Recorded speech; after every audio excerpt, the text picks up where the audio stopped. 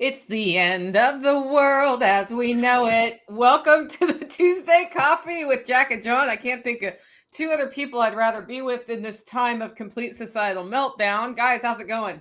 Good. Great, man. Are the zombies at your window yet? No, they won't know how to get here with meta down. They won't be able to find us.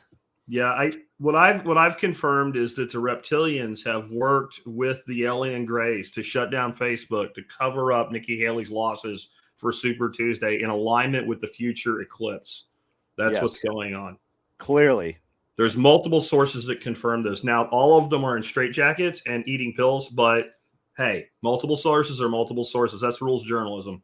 I don't make the rules, I just follow them. All evidence points to. Well, I just confirmed with one of my sheep that Jack is 100% correct. And although she is in labor right now, so like prone to a little bit of exaggeration because she's in a lot of pain. 100% confirmed. So you've got three sources now there, Jack. We got a sheep and a bunch of other sheeps that all say the same thing. It's here. It's the apocalypse. It's Armageddon. It's the revelations. It's all in one. Is it not super late for sheep to be having babies right now? A lot of sheep are having babies now. Mine were bred in October, so. Got it. Because you just put them together, or they just did it on their own right then? No, I put them together. Got it. I'm trying to control so that it's not like something's being born every other week here or every month. So they don't drop in the middle of January. Yeah, I had one in February last year on a really cold day. That sucked. Yeah, we had ours hold them for the worst day. Like if it's snowing and blizzarding out, that's when they're having them. That is the way it goes. Okay, for those of you who've never been on this stream before, it's our monthly live discussion. And if you have a question or something you want to hear thoughts on, you can put it in the comments. Use the word question in all caps or the first word of your question in all caps or comment. So I know that we are supposed to look at it and Jack knows. I'm not actually going to bother with introductions, guys, because people should know who we are by now who come to these. And if not, you can check out our websites, which are all linked in the comments. I would like to talk about the let them eat cake moment of the last week. I don't even follow the news, but apparently if you want to beat inflation, cereal for dinner. What do you guys think about that one? I haven't heard this one. I don't know. This is great. I did hear the Atlantic say that inflation was my fault like 6 months ago, but I did not know we were supposed to eat cereal. Cricket cereal. For dinner, right? It's not cereal for breakfast now. It's like sugar pops. Save money, eat a bowl of cereal for dinner. Cricket cereal. I ate ribeye and asparagus last night, and they can kiss my ass. So it was an actual ad campaign, and what it resulted in was a bunch of people on the internet making fun of quote unquote rich CEOs coming up with this idea and like reenacting how they came up with it. And it's a total let them eat cake moment. And then I started seeing people showing like, this is how you make cereal homemade if you want to make your own and not give them your money anymore. So it was apparently considered to be a tone-deaf approach to people who are genuinely struggling with grocery bills. The same crazy lady that ran on I'll go after Trump has a lawsuit against the largest meat packing manufacturing facility in the United States. The name slips my mind. And she is going after them for billions of dollars because she believes there is no way they can meet their zero carbon emissions by 2040. So they are going after that meatpacking plant right now. Yanasa TV did a great video on that I watched this morning, and it's just insane. It literally is clown world, the stuff that is going on right now in New York. And then those seeds, they kind of spread as it goes. So wait a minute, because you said crazy lady that ran on going after Trump. We're going to have to narrow that down to which crazy lady that ran on going after Trump. The New York one, the Georgia one? New York. Okay. Letitia James, is that it? That's her. Yeah, okay. That's her. I don't know what brain cell that was in, but apparently I paid attention a little bit. That is her. I'm going to have to smack my own hand for that now because, we shouldn't really be paying attention to these people. But I don't think we're going to have a choice of what we're going to pay attention to today because it's going to be all over all day long. The big contest that isn't. How many people will commit suicide today because they can't reach their Facebook accounts? Well, let's stop interfering with that and let them That's my whole new thing. Like we have all this outrage over them mutilating their children and such. Just let that happen. Your children will not have to have these arguments with their children in the future when they remove themselves from that gene pool. Just let them go. Yeah, I had a friend that had a different single bullet theory that was to control population. You give everybody one bullet, and they can use it on themselves or somebody else with no repercussions whatsoever. The thing is, if I use mine on you, I get to take your bullet. Yeah, armed society is a polite society. Yeah. And as long as I have one bullet, then I can still use it again. Yeah, I heard the other, speaking of bullets, I heard the other day that we were ranked 3rd in gun violence in the entire world. But if you remove 3 cities, gun violence of the United States, we were ranked at like 270 gun violence. I'm thinking LA, New Orleans, Chicago? LA, Chicago, and somewhere it was not New Orleans. Maybe St. Louis then. St. Louis, that was it. But St. Louis and New Orleans they go back and forth as murder capital of the country. Detroit, somebody says Detroit. I saw somebody say something about Kellogg's. If you have not gone down the Kellogg's rabbit hole over the Kellogg's cereal gruel, they were using that in asylums to feed crazy people and to lower sex drive. And he was actually doing all kinds of mutilations himself. It is quite a fascinating story, the Kellogg story. It was 2 brothers, and one of them rode around on a bicycle in a completely white suit, and his other brother chased him around trying to keep up with an umbrella. And there's actually a lot of footage and illustrations of this and such. It's very wild, the Kellogg story. They don't go as deep as that, but that story is one of the featured ones in that show. Food that built America. Food that built America. Yep. And that's all legit. Yeah, that sounds made up and fabricated, but it's not. Yes. But the one that was like the beta brother is actually the one that made the company successful in the end. Oh, always. The alpha brother wanted to keep the special potion of cereal grains only for his people at his asylum. Yeah. And this was not like your normal asylum where like they grab you off the street and throw your ass in there. This was like an asylum like rich people paid to be put in. Hugely. Yeah. Like a rehab facility modern celebrity therapy in the late 1800s, like it is today, where they go to like this resort place or whatever. It's exactly what it was. Yeah. Torturing the children, but all the rich people wanted to go there and witness. Yeah. Yeah. Oh, that sounds familiar. Yeah. Well, I was wondering where that was going to take us for the let them eat cake moment.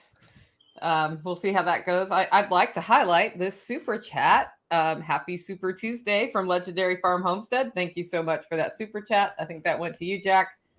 We're color coded when they super chat us. So depending on the color, we just have to figure out which one's which. But they were, before we went live, this person's like, I super chatted, but I don't see that it went through. And I think it was waiting for us to go live to go. Ah, okay. I like he says ass clown, so it has to be Jack. That's his hashtag. And I do see that dude on a lot of my streams, so it probably is me. And I do like that he chose 1776 for the amount. Yep. I think everybody that's on Nicole's channel, like somebody at least should super chat Nicole, and somebody should super chat John, just so we can see if this color code thing is. Yeah, just to get our color code straight. I'm skeptical. I need to see it. I think the color is based on how much you give. Oh, really? That's interesting. Yeah. Well, so they have to do different amounts, right? We need people to find out. We need somebody to super chat John and super chat Nicole, and then we'll see. And you should totally do it for the exact same amount, 1776, so that we can see if it changes color or not. Yeah, that's legit. Okay, question, Nicole, are you selling any sheep? My wife wants to get some for our 15 acres. We're in Crossville. I actually am about to process a ram that if you want a ram who's pretty good at getting out of an electric fence, we'll sell him to you instead of turn him into meat. But I need to know today. That's Nicole at livingfreeintennessee.com. He actually has really good genetics. He's St. Croix. He is a proven father. He's about 2 years old right now, so he's got a lot of life left in him. And my other ram is already sold for meat to somebody else. But reach out to me because I'm actually just getting in contact with a local farmer who does St. Croix here, who's been doing it for a decade or two without any vaccinations or anti-parasitic stuff. So he's been developing those genetics, and I'm working to get in contact with him so that we can do well. Here. I heard you're getting completely out of sheep and moving the whole operation to ostriches. Ostriches are great because they will like bury their head in the sand. No, And they that's do. what we need to do, man, is just bury our head in No. the sand. Man, there are a lot of ostrich content out there where they try to kill you. Yeah, they do. Holy cow. See, I think the color coding is Okay, so Mr. Landfill, I wonder whose channel that went on, but it's definitely yellow for 1776. Yeah. Or the type, because there's like super stickers and shit, so I don't know. Yeah. Sweet. Well, thanks for that super chat, Mr. Landfill. Okay. Of course, this topic came up today. Bitcoin is $67,000 to the moon. Just getting started, baby. Yeah, a lot of people are saying 200,000 on this run. Could be. Yeah, I mean, this is the first time out there. First time I've opened the app, and you physically see it every couple seconds keep changing. Yeah. It'll be fun. It's going to drop again before it goes up again, but it might all-time high before it drops again. We'll see. We did get over silver's market cap yesterday, which I predicted exactly 7 days before it happened. Would you still buy currently right now? Yes. Yeah. And here's why. I just saw this today. Wicked Bitcoin had it out. If you decided, okay, finally I'm going to listen to these crazy fuckers, and I'm going to buy $100 or $1,000 or $10, whatever, weekly, and you pick the worst fucking day in the last 3 years that you could to start something like that, which is the day that the last all-time high hit, and you did that every week up till now, your portfolio would be up overall performance 140%. So there's a point where you stop trying to game and time and whatever, and you just say, this is where my surplus capital goes to save it. Right? And I wish I could have told people that, 7-8 years ago, instead of fucking around with some of the shit coins and all, but it takes us all different amounts of time to get there. And I think Bitcoin's one of the places like smart people actually get hurt as much as dumb people, because we try to outsmart everything. And it's so simple. Your mind goes, no, it can't. Because when you tell people work out and eat fucking meat, well, that can't be how you get in shape. Well, it's how you get in shape. Like, it's not hard, right? Be physically active and eat meat and fat. There it is, done. And so everybody wants like some complex formula, a giant ebook or whatever. Take your surplus money, put it in fucking Bitcoin, go on with your life, and stop doing other things. And don't look at it when it goes up and down. That's the other thing. Well, look at it when it goes up. Don't look at it when it crashes and be like, man, I put $100 into this and now it's worth $50. And then pull it out, because I've seen people do that, and then it goes up like this, and they're like, "Oh, I missed it." I'm like, "Yeah, because you were freaked out about $50." Yeah, they had $100. It's always the people with like $100 to $500 that act like they went and they took their entire 401k and liquidated it and sold their house and bought like a freaking busted ass trailer to live in and put everything in all at once, and they have like $100, $150, and they're like, if it doubles, you have $300. If it goes in half, you have $75. Shut the fuck up and keep buying. And okay, because John is worth another $2.08. He got 1984 on his super chat. Thank you. All right. So, and it's also yellow, so the color coding didn't work, but it did work because we got a super chat for everybody now. But here's $5. Jack's a jerk for telling me to buy Bitcoin. My only regret is selling any. So me too. I think it is amounts, because Chicken Hawk Farmstead did $5, and it's green. When Bitcoin was about $660, I bought a really beautiful $1,200 shotgun with 1 Bitcoin. Holy shit. We've all done it. But it was 2013 or 14 or something like that. I mean, it is what it is. If you'd have put your $1,400 stimulus check into Bitcoin on that day, what would you have right now? Over 60? I think so. Right over 60,000. No, you couldn't get a full Bitcoin for $1,400 at that point. But it was like, I don't remember. It was pretty low. It had gone down and below 10. The stimulus checks, which year? From 20, whenever it was. I never got 2020? Yeah. Yeah. So $1,400, it was probably around 13 grand. Yeah, everybody worked it out on the lives the last few nights, and it was months ago. The number they were coming up with was like 32,000. Okay, that's probably about right. But now Bitcoin has gone up another 20 grand almost since a few weeks ago. I mean, if you'd have taken that $1,400, the simple way for people that are not aware to look at it is how many gallons of gas did it buy then, and how many gallons of gas does it buy now? Yeah. Good question. A lot more. A lot A more. lot more.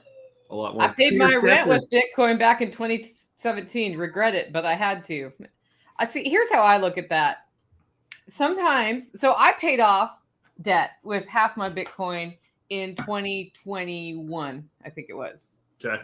And it was like December, Bitcoin was kind of up, but not super up. And I reached out to a friend, our friend John Bush. I'm like, should I do this? And he's like, well, I think it's going to go way higher. So if you do that, realize you are trading future increases for now. But the benefit that not having the rest of my consumer debt just gone from a cash flow standpoint for me, I would say is still better, even though I use, like what I use to pay off debt then is probably worth $20,000 now. I don't regret it though. So I think sometimes it's like when you make those decisions, you have to accept that you are making a decision now based on the information you have and your priorities, and what happens later at that point doesn't matter. Like it doesn't matter that Jack's shotgun is worth like 2 Bitcoin now because he can't change it. It's like when you sell a house and then 10 years later that market goes through the roof and you're like, now my house would be worth $2.3 million and I sold it for $200,000. It's like, yeah, but where do you live now, right? Like you bought another house or something. Like, yeah, if you look at it that way, back in 1996, I bought my first house for like $84,000. I guarantee you that house is worth $2.25 today. Did I lose money because I sold the house at a $15,000 profit 9 months after I bought it? No. Are those prices coming down? That's a good question. Like on the housing market, right? On the housing? Like today is the good old days, right? We were talking about how things were 3 years ago. Yeah. Housing, real estate, you might see come down, but stuff like ammunition, firearms, stuff like that, those prices are never coming lower. This is the new price. This is just how it is. Inflation is cumulative, and they play a big game when they say something like inflation's down to 3%, but you're ignoring the fact that it was like over 2 years, almost 20%. So that 3% is on top of the 20% that we're not supposed to pay attention to anymore because it was transitory, right? It's just nonsensical words, and they prey upon the ignorance of the American people. Like the things that should be taught in like economics 101 in like 8th grade are not taught in college economics courses. That's how bad it is. And that's why, and then at the same time, we've made people dumber and we've convinced them that they're smarter. That's like the ultimate in mental control. Convince a dumb person that they're smart, right? I mean, you've got it done. Once you can make people intentionally stupid, right? And I don't mean low IQ. I mean like believing they know a thing that's not a thing, and you convince them they've been educated to a level where they're better than other people. You can get them to do anything you want. Like, I don't know, put a cloth on their face and walk around over a cold. Some of them still are. Oh, they are. They exist. Yeah, the only thing I've seen come down in price is dimensional lumber and plywood and stuff like that. It's come down a lot, kind of back to normal from a few years ago. Yeah, it's going back up though. It's gone up. We do a weekly shopping report on my podcast, and it went from 325 to 338 for 2x4x8, which is what we've been tracking for a couple years. And so it is lumber is going up right now. Eggs went up $1 a dozen at Aldi in the last 2 weeks. That price, is that whitewood or pressure treated? Whitewood. Okay. So that's lumber. Okay. All right. I had never seen whitewood until the last couple of years. We used to have Douglas fir. Yeah. And now there's Douglas fir, whitewood, cedar, and then pressure. But I had never seen anything called whitewood until just recently. It's just yellow pine. Got it. It is yellow pine. It's yellow pine. It's the number one commodity grown timber crop in America. Like 90% of Louisiana and East Texas is pine. 15 years is pulp, and then 30 years is poles. Yeah. Question: brief description of Swan for those that don't know. Jack. It's just a place you buy Bitcoin. They're a Bitcoin only broker. So you can deposit money, buy Bitcoin, withdraw Bitcoin. That's it. Like you can't, the one thing about Swan is it's not an off ramp. I don't think you can sell inside Swan. You just buy and keep. You just buy. Question: any tips or advice on how to start a grave digging business?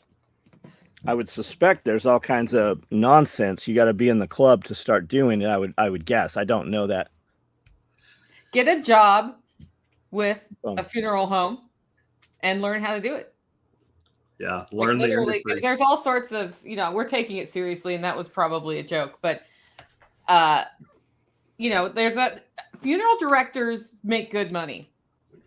They make good money. And so if you start working there, like the easiest entry level job I've heard to get is the one where you are on call in the middle of the night to go pick up bodies from people's houses. I have two friends that started a body pickup business, and they are making fat money. Yeah, one of them was working in a trauma center as a pretty high speed nurse in there, and he quit that. They're making huge money. I definitely feel the death care industry is one of the biggest scams ever perpetrated on Americans. And in fact, Westerners, it's crazy what we pay to put somebody to rest. It's nuts. But if you want to make money, it's not a bad industry. There's a mini series, it's like some kind of like made for cable series called 6 Feet Under. And we tried watching it and it was just awful. But the part of it that's really weird and telling is, how you see these commercials like for a mop or something. Like in this show, they constantly have these commercial breaks that show up that are like for funeral director products. Like, how would you market something like a ShamWow to the funeral care industry? And it's like, you're like, that's really bizarre. But if that's your world, it probably would work. Like, do you not like the smell of your embalming room? Well, we have this new deodorizer thing or whatever. And it's like all kinds of shit like that. Follow-up, honest question. Great job currently as a contractor, considering buying some digging equipment and helping people reclaim death from the funeral industry. Well, okay, so in Tennessee, I can bury my people on my property. There is a process for that. And then I might want somebody with like a backhoe or something helping me with that if I had to do it. Yeah. But I would put it out there before you buy the equipment and rent the equipment if you close a deal. And then you have to think about all your marketing around how you find the people who to pay you to do that. But, like you can rent a backhoe for $300 to $600 a day, depending on what it is. I've got a guy I can pay to work for me that I could do this for and just outsource it to him.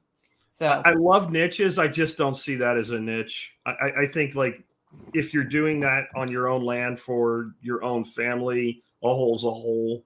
I don't know that you need the backhoe guy for funerals.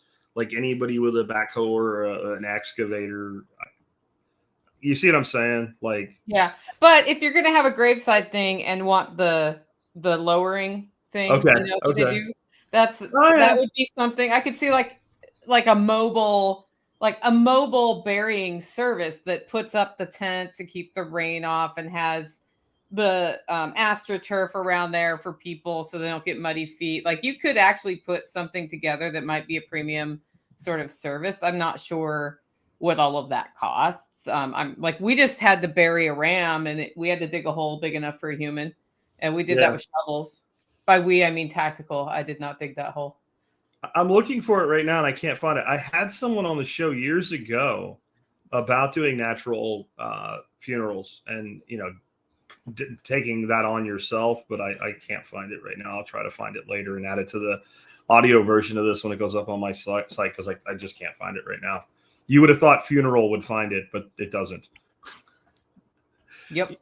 But I'm not hallucinating. We did this episode. She talked about how you wrap the body and all kinds of stuff. It was pretty interesting. Yeah, our funeral home, and one of them, we have, surprisingly, I think we have 3 of them in town.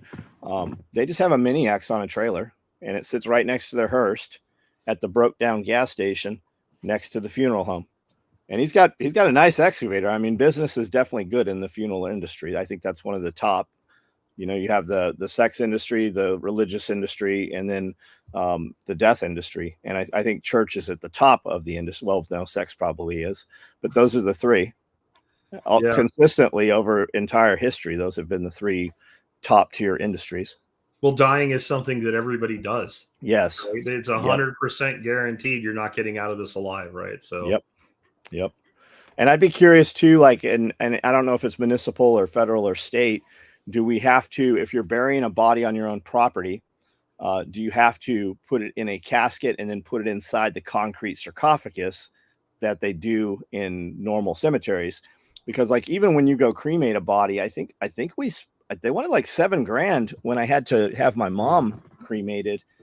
And I remember I knew the dude doing it. He was married to one of the daughters next door. And there's no consumables to that other than natural gas. I think that's the only, other than, time. There is not a consumable product that goes into that once you own that equipment. What I just learned, and I don't even know why I learned it. I'm not sure. I don't remember how it came into my orbit, but that if you are a veteran that's honorably discharged, you can be interned at Arlington for very little money, but it will be in one of the crematorium little things. Mausoleum things. And if you are a spouse of a veteran interned there who has been married to that veteran for more than 4 years, you can go there too. And you can go to your local veteran cemetery as well. So, okay.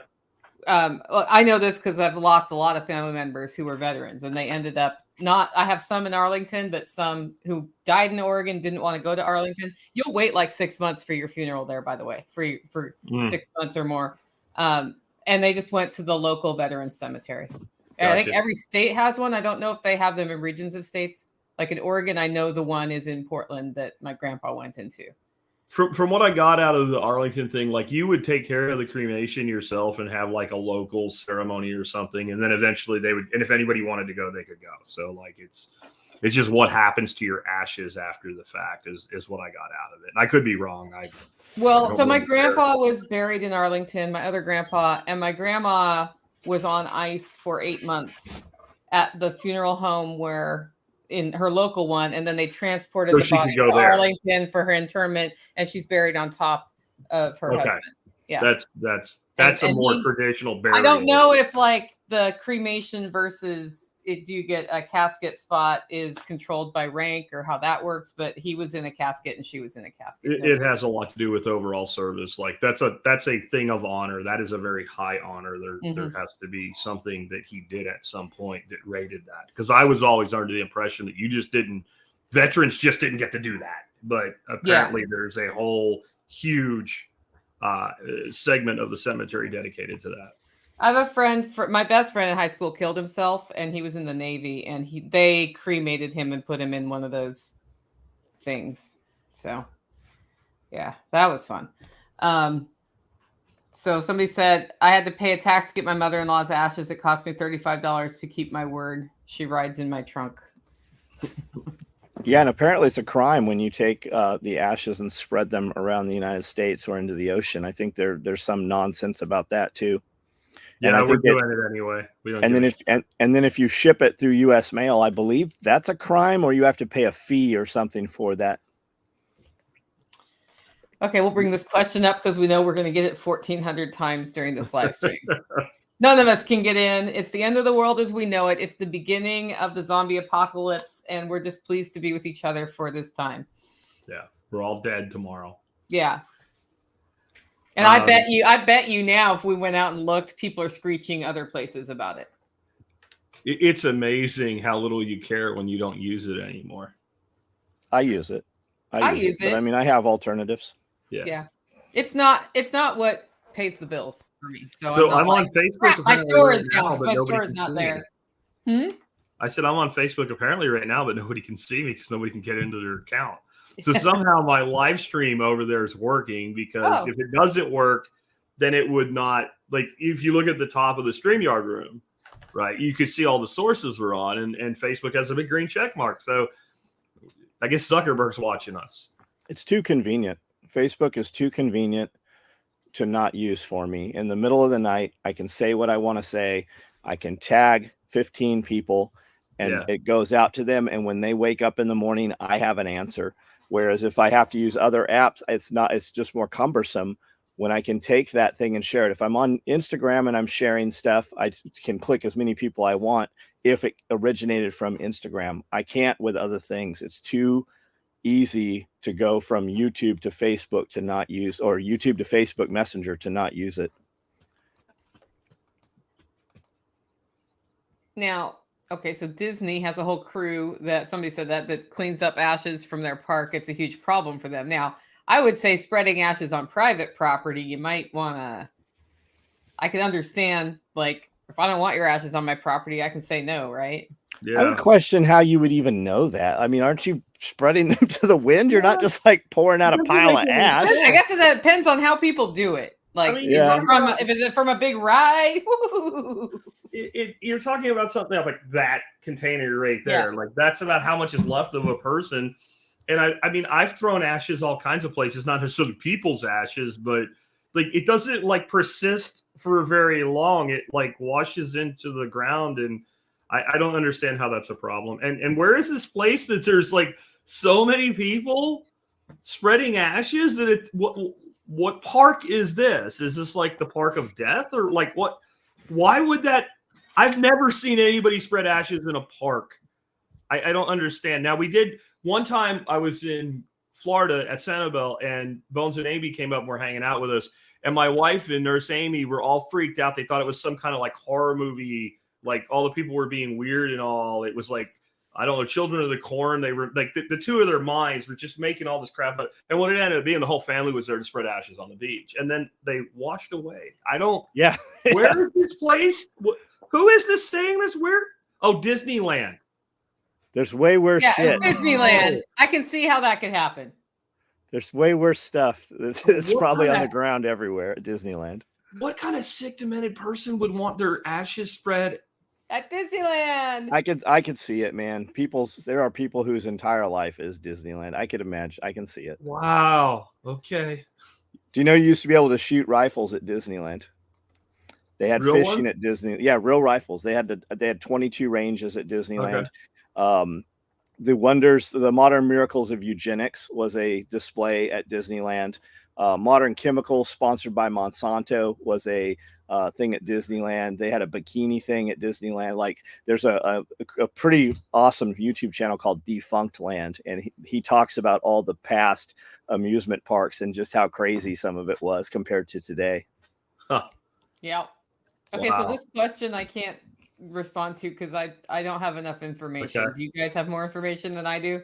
That really is like the only thing you need to know, what he just said there, which is that Trump was kicked off the ballot in Colorado and some other cases. It went to the Supreme Court for Colorado, and the Supreme Court came back 9-0 and said, no, you states can't do this. I needed to know which case because I'm not keeping up to the minute tabs on things like that. The only big deal about this that's fun is that the left is literally losing their shit. Mental, complete, total incapacitation.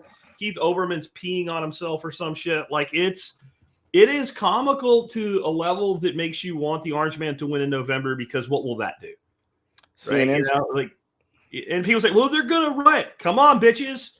Let's go. Come riot in the country and see what happens. I'm not worried about that. That doesn't bother me at all. Now, the 3 liberal justices and Comey Barrett both wrote some things that were like, the media is trying to spin it as they're in opposition. No, they voted 9-0 to you can't do this.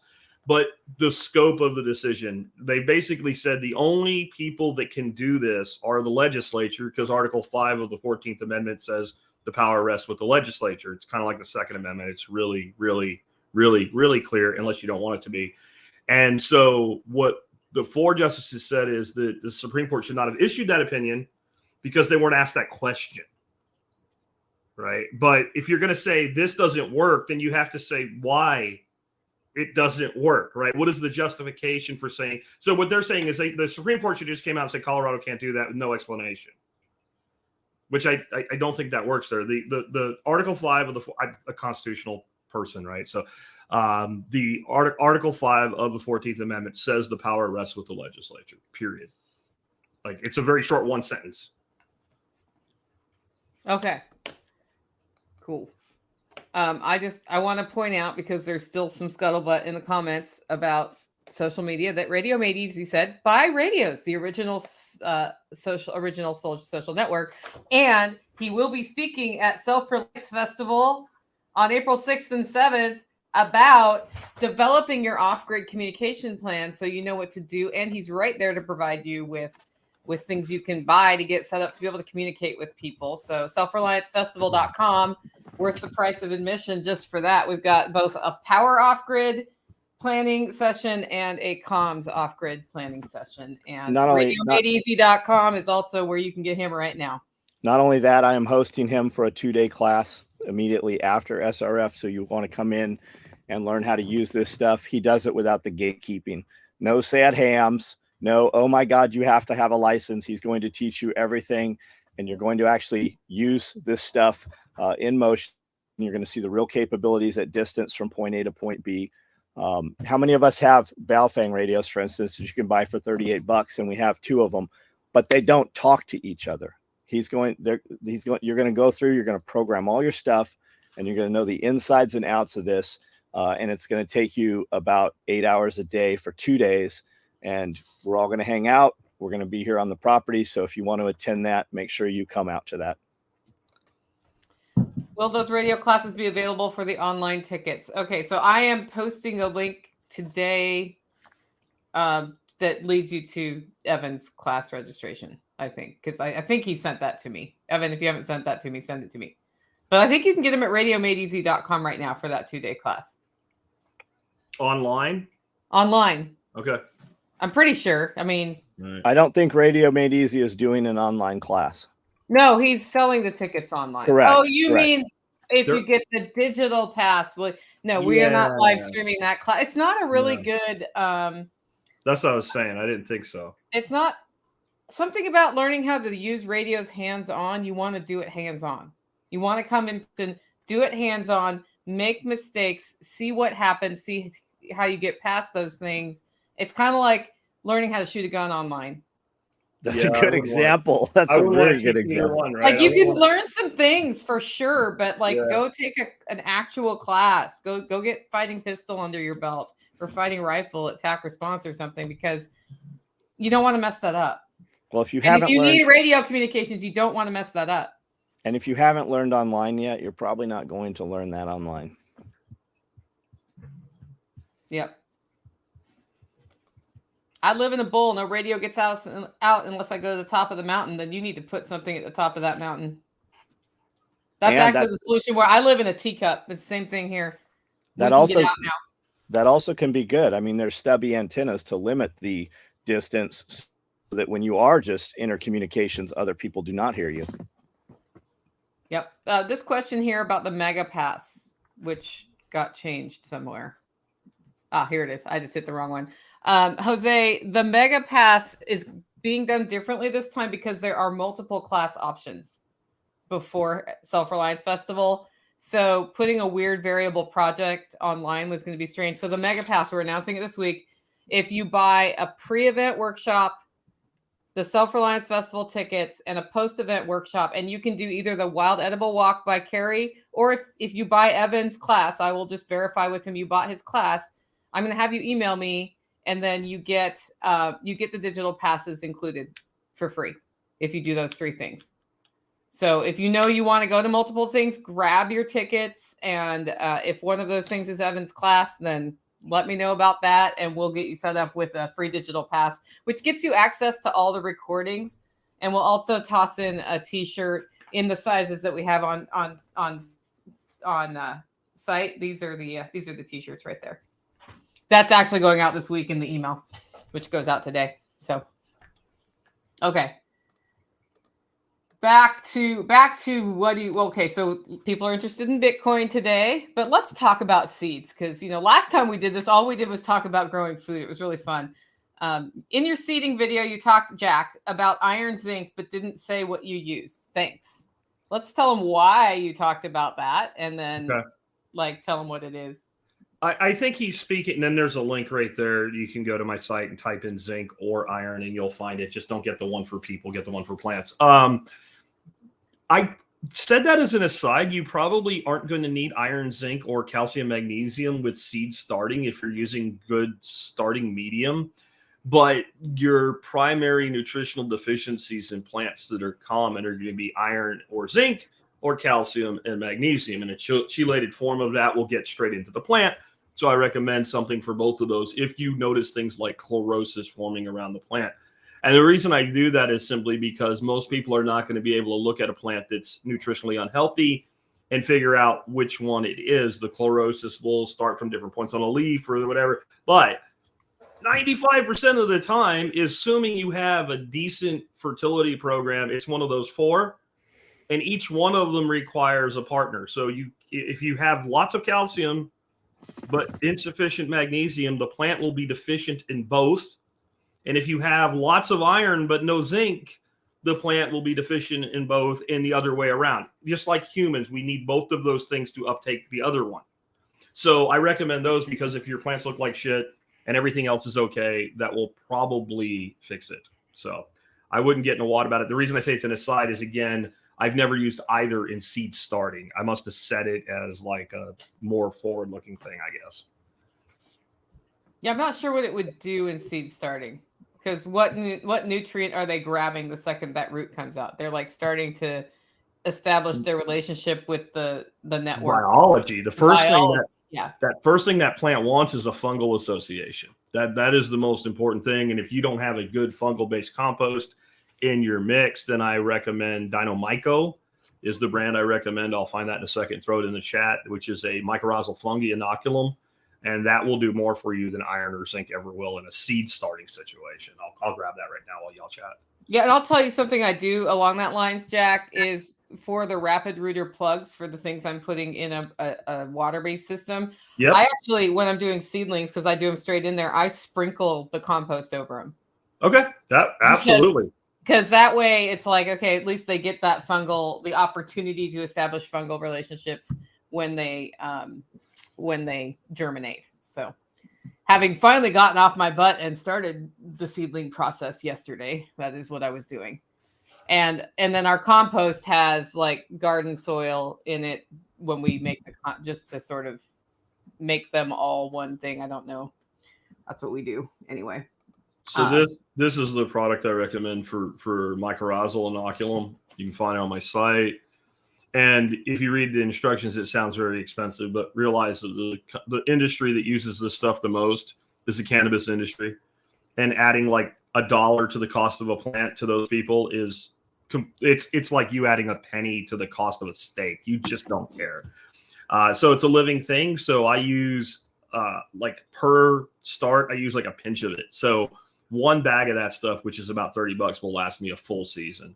And honestly, since I don't trust it to remain viable for a full year around, whatever's left toward the end, I just use it all on plants. And it is the number one thing I have done to improve my results overall, more than anything else that you can buy anyway.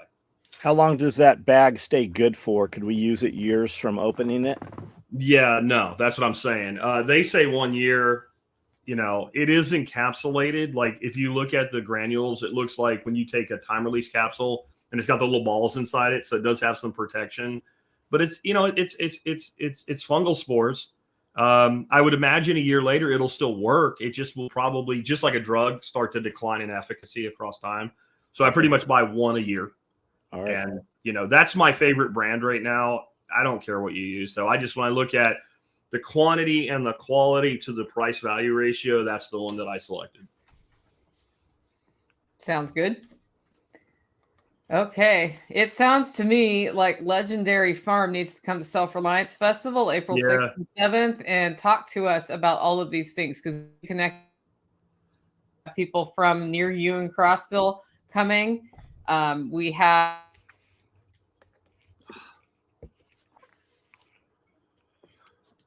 the zombies got Nicole. Well, we have Matt and Gabby, who is very local to me, that does have a little tree nursery going on, and they listed several fruit trees a couple weeks ago. And I sent that to Nicole, and she goes, "That's Matt and Gabby." And I said, "Oh, I didn't even realize that was them." They're probably 20, 30 minutes from me. They do frequently come to SRF. If you search Marketplace, you will find a ton of tree nurseries here in Tennessee. And a lot of those are just guys, you know, starting their own trees. You'll find a ton of that stuff around Collierville and Nashville and such. Yeah, she's gone. She'll be back. Yeah. Fall, spring. So everything here blooms up. The last 4 years, we've had everything bloom up and then freeze. And then we didn't get any kind of crops for the last few years other than figs. This year, it looks like we're holding. It does not look like it's killing off any of the buds. The peach trees are absolutely beautiful here right now. Every couple hours, you can just see more of them opening up. And then I think we put in 30 more fig trees this last year, as well as a bunch of other trees. So the fig, and for us, at least here in Camden, Tennessee, that fig crop is a high calorie crop, and it always works no matter what for us. And you get good yields. You get huge, yeah. And I put in, I had brown turkey figs, which have done really well. Those trees were, 10 feet tall probably. And when it gets really cold, they'll snap to the ground, and every year they just come back bigger. And then I put in a bunch of Chicagos, because the Chicagos are even cold hardier, and they're the size of golf balls. The thing about you've got like no rock, so those trees are probably got roots 18 foot at this point in your soils, so they'll survive anything. Like you said, even if they get knocked to the ground, they'll survive anything. Like if you go look at ancient, like couple 100-year-old recipes, like from frontier days in the United States, a lot of recipes don't call for sugar because they didn't have it. They call for chopped figs. That was like you planted fig trees in the homesteading days, so you had a sweetener. And they dried them, and they're like a dried fig is something like 45% sugar. And then as the Indians would migrate too, they would plant those trails as they were going. So as they would come back and forth, they would have, just like Johnny Appleseed dropping, planting apple seeds and stuff. So do you know you can get a Johnny Appleseed apple tree? I think I've heard you say that before. Yeah. Raintree has them. They're from a tree that was originally planted by Johnny that they take seed from, and they make new trees. Interesting. Yeah. Kerry, we had Kerry come out. We shot a video with him a couple months ago. He came out and planted 31 more trees here on the property. Kerry Brown. Yeah. Let's see what else we got. Like Nicole runs these, so now we're all okay. Let's just go through some of the questions in order. Cool. Here. What app do you use to buy Bitcoin?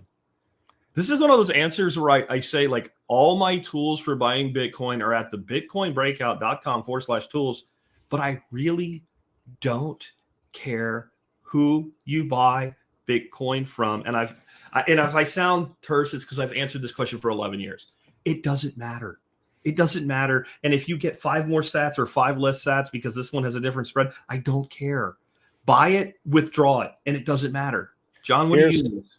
So I use Cash App. It's so simple. Okay. I pay all of my contract employees in Cash App. Money comes in. I have it linked to a debit card. So I buy it through Cash App, and you can buy $5 or you can buy $5,000. And it's super simple there. And I have my employees, I'm like, look, put $5 every week into Bitcoin, and they have a scale right there where you see today, 1 week, 1 month, 1 year, and overall. And I go, I want you to get comfortable with this, and just put in $5, and then you can move it. You can move it anywhere you would move Bitcoin. You can put it on a wallet. I can send it, anywhere from there. And it's so simple on Cash App to do that.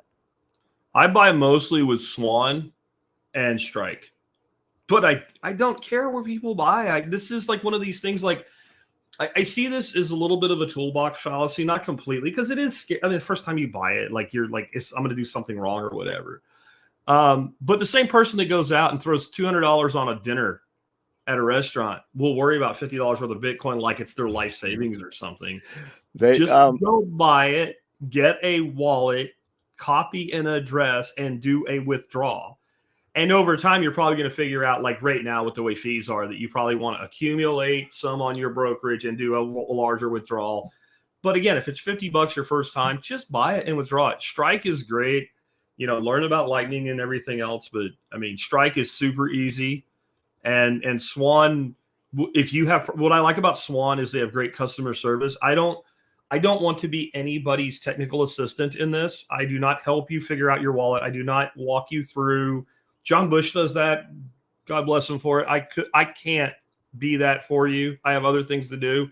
So I like to recommend things that I know if you need support, you're going to get it. And Swan will give you all the support you could possibly want. Swan will help you if you want to set up to where, let's say you buy every week, and then once a month, it will automatically withdraw to your wallet.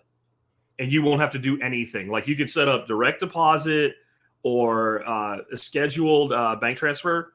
You can set up schedule buys, and you can set up automatic withdrawals. And so all you literally have to do at that point is just let money go in and let Bitcoin go into your wallet of choice. And there's a YouTube video for everything explaining. I guarantee you can literally the second largest search engine YouTube. If you're not aware, you type a question in and there will be dozens of videos. So Liberty Garden says, so Bitcoin is going up. Does it mean that US dollar is going down? Because I know the value of land and gold isn't. Well, first of all, you don't know that. You have no fucking idea what the price of gold is going to be next year. And neither do I, and neither does Peter Schiff. So if we're going to answer that question, let's start with being honest about what we don't know. Like, is Bitcoin going to be worth more money 12 months from now than it is now? I would say I believe so, but I don't know that. And neither do you, and neither does anybody else. Land prices are in decline right now. And houses are still not, but raw land, because I shop it all the time, raw land has come down significantly over the last 2 years. So you don't know that. And I don't mean to be a dick, but nobody knows that. Like, I'm not saying I know and you don't. I'm saying I don't know, John doesn't know, you don't know. And anybody that says they do is probably trying to sell you something. And if you're waiting to buy, go ahead.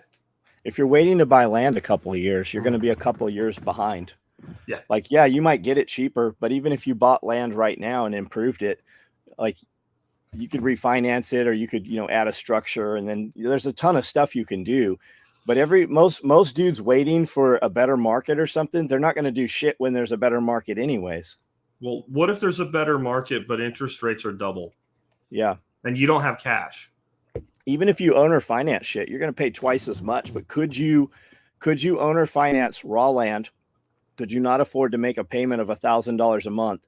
Show the journey and the evolution of the raw land through social media and get that crowdfunded. People like the wonderment. When we bought this old, abandoned, broke-ass building, out of excitement, we came over here every day and just shot a 30-minute video of me and the guys walking through to see what the contractors had done.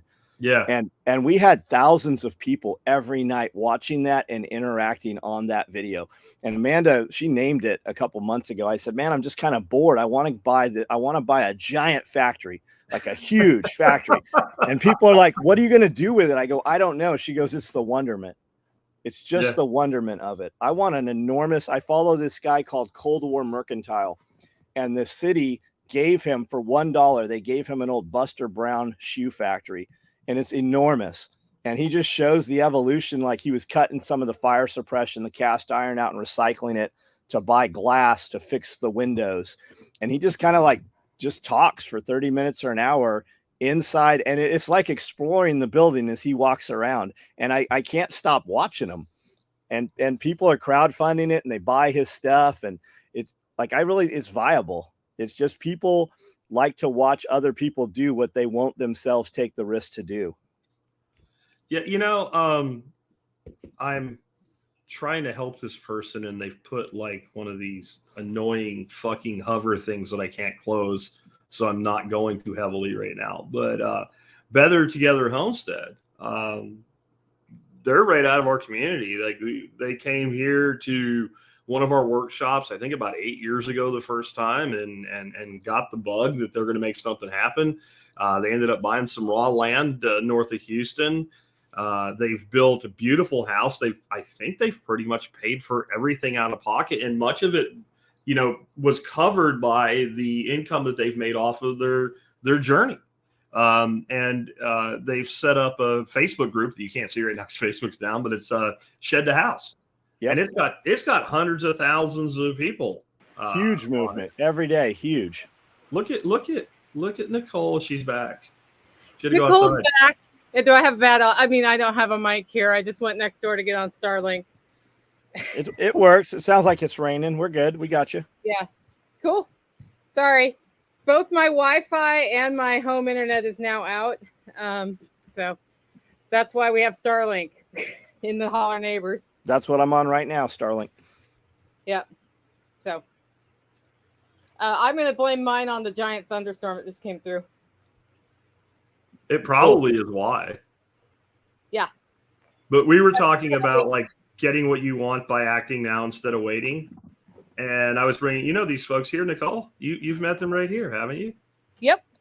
Right. Bo Botherington and his family, Better Together Homestead. And what led to the question, oh, she's gone again. No, I'm here. Oh, okay. You're just darked out. I was just dark. Well, led to the question somebody was asking about, land prices, and if Bitcoin is going up. This was the question. It's not here right now. Does that mean that does that mean dollars are going down because they know, KNOW, know that gold and land isn't, right? And so we had a discussion about how, no, you don't know that. You don't know anything, and neither do I. We can guess. But John's point was, like, it doesn't matter. Like, if you're waiting to buy land because that's one of your dreams, you're just letting the opportunity slide at this point. Like, you could be doing it right now. Like, and what I was going to add to that before you got back is, and what don't you get done? So you wait another 5 years to buy your piece of land because you got a better price, even if you do.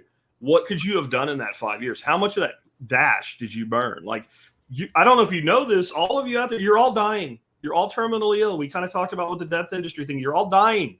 5 years from now, you're going to be 5 years older. And trust me, you hit a certain point where 5 years means a lot more than it did before. Like 25 and 30, like there's not a lot of difference. 45 and 50, come on, guys, there's a difference. It's all the guys. It's everybody saying, I need to get out of California. And you start saying that when you're 20, and then you're still saying it when you're 30. And when you wait till you're 40, man, imagine how much simpler your life would have been had you left California just 10 or 20 years earlier.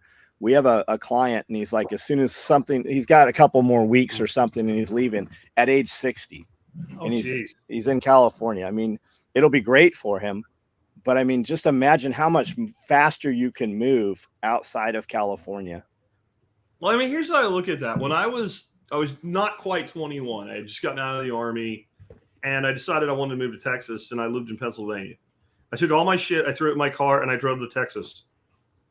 That was the entirety of the move. There was nothing more to it than that. I think about if I wanted to move right now, right? Let's say if I wanted to start a civil war in Tennessee, and I said it's between the Holler and Camden, and I got you guys fighting about it, and I want to move now. How much more, and I do well for myself, and I can work from anywhere. It's still more complicated than it was when I was 20 years old. Yeah, I got it's cumbersome. I got a family, right? Yeah. I got a place that I've put a lot of effort into, right? There is no easier time to leave where you are for somewhere else than right now. No matter how hard it is, it's going to be harder in 5 years. Yep. Everybody The has best thing that. I ever did from a monetary standpoint for myself was start a business. Period. End of story. Yep. And in order to do that, I had to learn skills. I had to start some things that didn't go well and learn from that. And pairing that with getting my overall need for what I needed to live, the cost of that down really helped, because when I go through ups and downs in cash flow, I'm not like, oh man, what am I going to do? I'm like, well, I grow my food, so I have food. So what else do I need? Like, I don't know. It's that has gotten me way further ahead in life than any get rich quick scheme or ClickFunnels scheme or any of those other things. Investing in gold scheme, investing in stocks. If I have enough money to invest, I will, which I don't. I have some money in Bitcoin, but I don't have like a portfolio of stocks, because I'm not going to go into that with like a couple $1,000. I'm going to do that with enough to be able to be reasonable with my investments. Otherwise, it's about building the prosperity here and stacking wealth other ways. Yeah. I mean, you got to look at it this way. Like, think of investing when you're going to invest, not something like a Bitcoin or a gold where you're just buying a commodity and holding it. You're actually going to say, I'm going to invest in SOE Tactical Inc. If John had gone and created a large C Corp and went public. Why will I give John my money? Because I like him? No, not if I'm smart with my money, right? Because I think he's got a good business. Actually, no, it's not. It has to be more than that. I have to believe that if I buy $100,000 worth of SOE stock, that John Willis is going to do a better job with my $100,000 than I can. Or I am a fool for buying stock in his company. That is the only reason you buy stock in anything. You believe the entity that you purchased the stock from can do a better job with your money invested in their company than you can in your own. And what you're saying is that, Nicole, the best ROI you would ever have would be investing your money in your own company, where you keep all the money instead of the money that's left after all of the phantom losses and everything else that they hold back on You know, Yeah. people like when people were buying Masterlink because Masterlink was holding Bitcoin. I'm like, I'm glad Masterlink's successful. I really want to see them do well with this. But why the fuck would you do that? Right? Like, why would you buy Masterlink stock only because they're holding Bitcoin when you could just hold Bitcoin? Because Masterlink's not investing your money better than you can. They're not putting it to work better than you can. They're parking it in an asset class, which is a brilliant move by them. And I guess if you want to hold stocks and you have to buy stocks because of however your money's chartered, great. But in the end, if you just want Bitcoin exposure, buy Bitcoin. Yeah, well, I think a lot of like, I was talking to my dad about Bitcoin, and he was like, "Oh, hey, how do you feel about Bitcoin now?" I'm like, "Well, the same way I felt about it before." And yes, I did notice that it went up in value, but that's kind of what I thought would happen. And he's like, "Maybe I'll buy one." I'm like, "You could just buy part of one." Yeah. You know, like I know a lot of people always say buy one, and it's like, well, you don't let not having $69,000 or whatever it's at this hot minute keep you from getting in. It took me 2 years, Nicole, to figure out what the hell was going on with that. People would tell me it's too expensive to buy now, and I'm like, what? And finally, like a brain cell clicked for me, and I went, oh, wait, these fuckers think they have to buy a whole one. Yeah, because you have to buy a whole stock. Not really. You can buy fractional stock shares. I guess you can. Yeah. But people buy $100 worth of a stock that trades at $800 on Robinhood all the time. Right? If you buy Alphabet, you can buy $100 worth of Alphabet. What's the share of Alphabet right now? Anybody know? I don't, because I don't play in that space anymore. But you know, I think it's like 500 or 800 or something. Like I know you can buy fractional shares. So I don't know where that came from. I guess if you're old school boomer and you think you're going to send you a stock certificate and you're going to put it in your box, right? Maybe I don't know.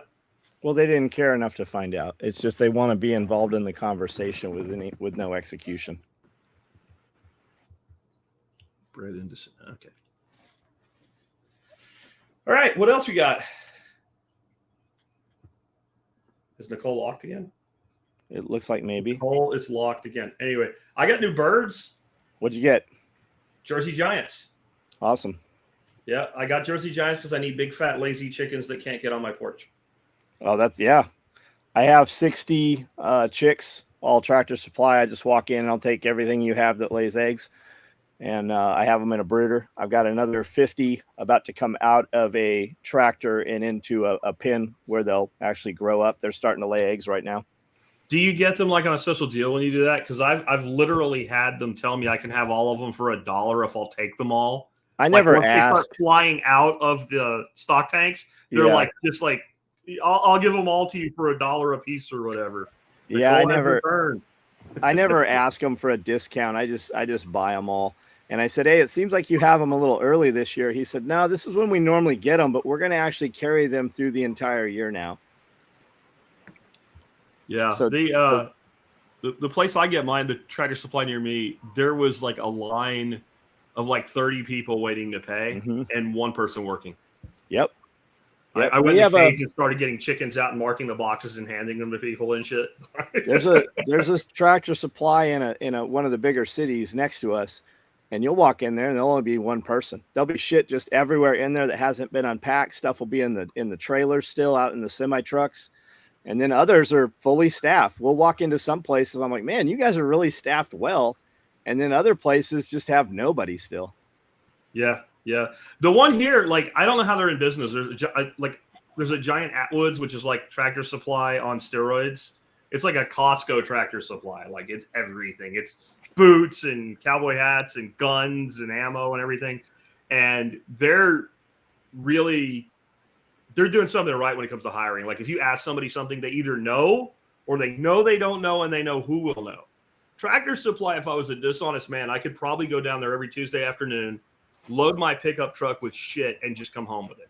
Like I've literally been in there wanting to buy like one thing and been in the back room going, hello, is anybody here? Like that store could not exist in like LA or something. It would be completely, totally cleaned out. How do you do that? How do you run a business that way? Well, I don't think they are running a business. I mean, there's like nobody. I mean, no people. Like five people are walking around the store throwing shit in shopping carts, and there's nobody there. Yeah, you walk into some places and you're like, oh, there's no adults here working. Yep. Yeah. And And then the one person that is working, like, okay, they had to take a dump or something. Like, they have no choice. Yep. And then when they come out, they're like killing themselves trying to keep up with everything. And you're like, go to Atwoods. They'll hire you. But is anybody else got new birds? You got new birds, John? What'd you get? Just mixed? Yeah, I got some barred rocks. There's some buff Orpingtons in there. Couple other things I hadn't heard of. Everything just said prolific egg layers. So that's what I bought. I want a Jersey rooster now, but they had only pullets. And so if anybody near me has Jersey Giants and has a rooster, I will take a rooster from you. I saw some chickens that looked really big today, and it looked like their heads were dipped in black paint, and then they had like a black lower half. I don't know if they're real or not. They seemed like they were, but they kind of like Brahmas, except there's real clear separation between the coloring on them. Jerseys are usually black, but there's a black and white phase. It might be them. Maybe. You're going to start seeing chickens just like ball pythons. You'll have all kinds of like different color patterns and stuff. Yeah, I'm going to incubate my birds this year from my flock. I would love to have another American breast rooster from a different line, but I'm just going to see what happens with what I have right now. I have 4 females and 1 male, and then I have a random yard chicken who's been around for 6 years, so she just gets to retire. She's the one who stopped working in my duck coop. So, but I like the American breast meat a lot. It's pretty flavorful. Yeah, you were saying you did eat a couple, and they were pretty good, but you didn't fatten them or whatever. Yeah, if you finish them on grain, that's how you get the marbling, apparently. But we just did our normal, like, pasture raised and processing. Their white meat is closer in flavor to dark meat. So if you don't like dark meat, you are not going to like American breast chickens. Okay. I would prefer. Their breasts are not big. Yeah, I would prefer to just have all dark meat. Same. There's a Jersey Giant. Wow. That's cool. Big birds. They're called the triple purpose chicken because they brood. They are big enough for meat and they produce a lot of eggs. Ironically, their eggs are like no bigger than your typical chicken. Like they don't lay a giant egg, and the babies are just like a normal puffball baby, but that's what they turn into. I would mark that as a pterodactyl in my freezer. They were bred to replace turkeys when nobody ate chickens, because chickens were so small that they weren't really worth eating. Like people ate chickens as like coal birds or whatever. There wasn't really a chicken meat industry, and the number one bird people ate was turkeys. But the problem was turkeys only lay once a year, so you can't keep production up. So that was the original reason that bird was bred. So we'll see. I don't know. That's it. I'm just giving you everything I know about them. We'll learn from here. Dean says kosher kings processed at 10 weeks are awesome. Let me tell you when they're not awesome. About 18 weeks. They're huge, but they're tough. Ben Falk gets them he used to get them from the Amish, and he would run them in electronet with his sheep through the pasture, and he saved them till I think it was like 16 or 18 weeks for a PDC that I was at. And he brought in like a professional chicken clean, like the guy that comes to your house with all the equipment. And he was like, some of the parts, like you just tear this out and you just rip this. And wait a minute, let me get my knife. Like things that he would just do with his hands, he had to bring a knife out on.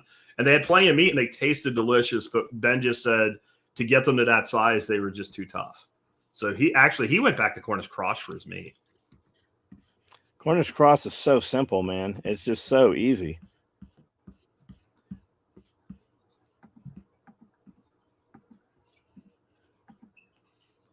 Are you communicating with sign language? Okay. Oh, she's on the. Oh, okay. All right. We'll just keep going through here. Let's pick a random question. Don't get caught without a license now. I think he's talking about radio. Come on, Sam.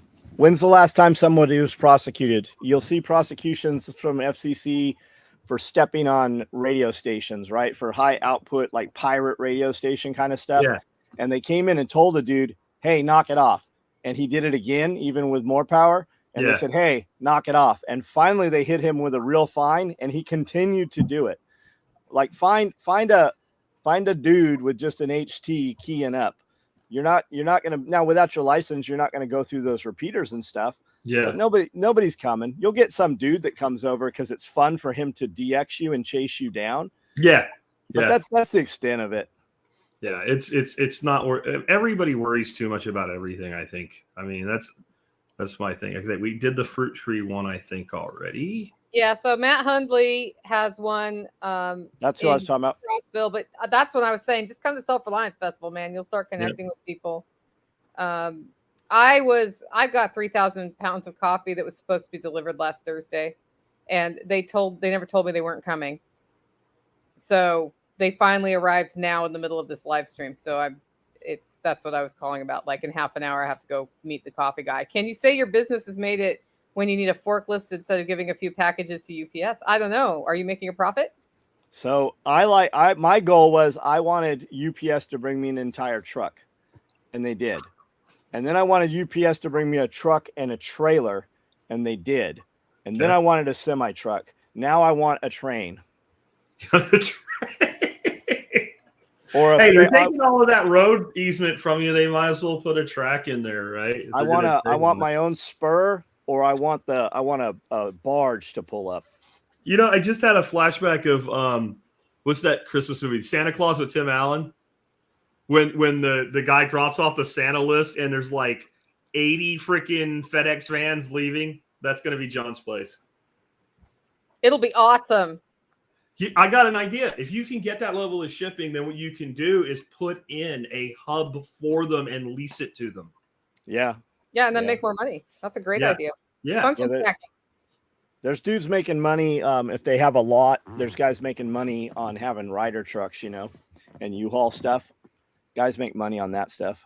I think you could make money driving U-Hauls back to LA right now. I think you could. Just called U-Haul and said, "Look, man, I'll tell you what. It's $1,500 plus expenses. I'll move trucks back from anywhere, within X thousand miles, for you from Dallas or whatever, because they're running out of trucks. Yeah, they're running out of trucks. It's crazy. Well, they're running out of ways to run the trucks. Like, have you been on the freeway lately? It's like semi. Oh, no, I haven't.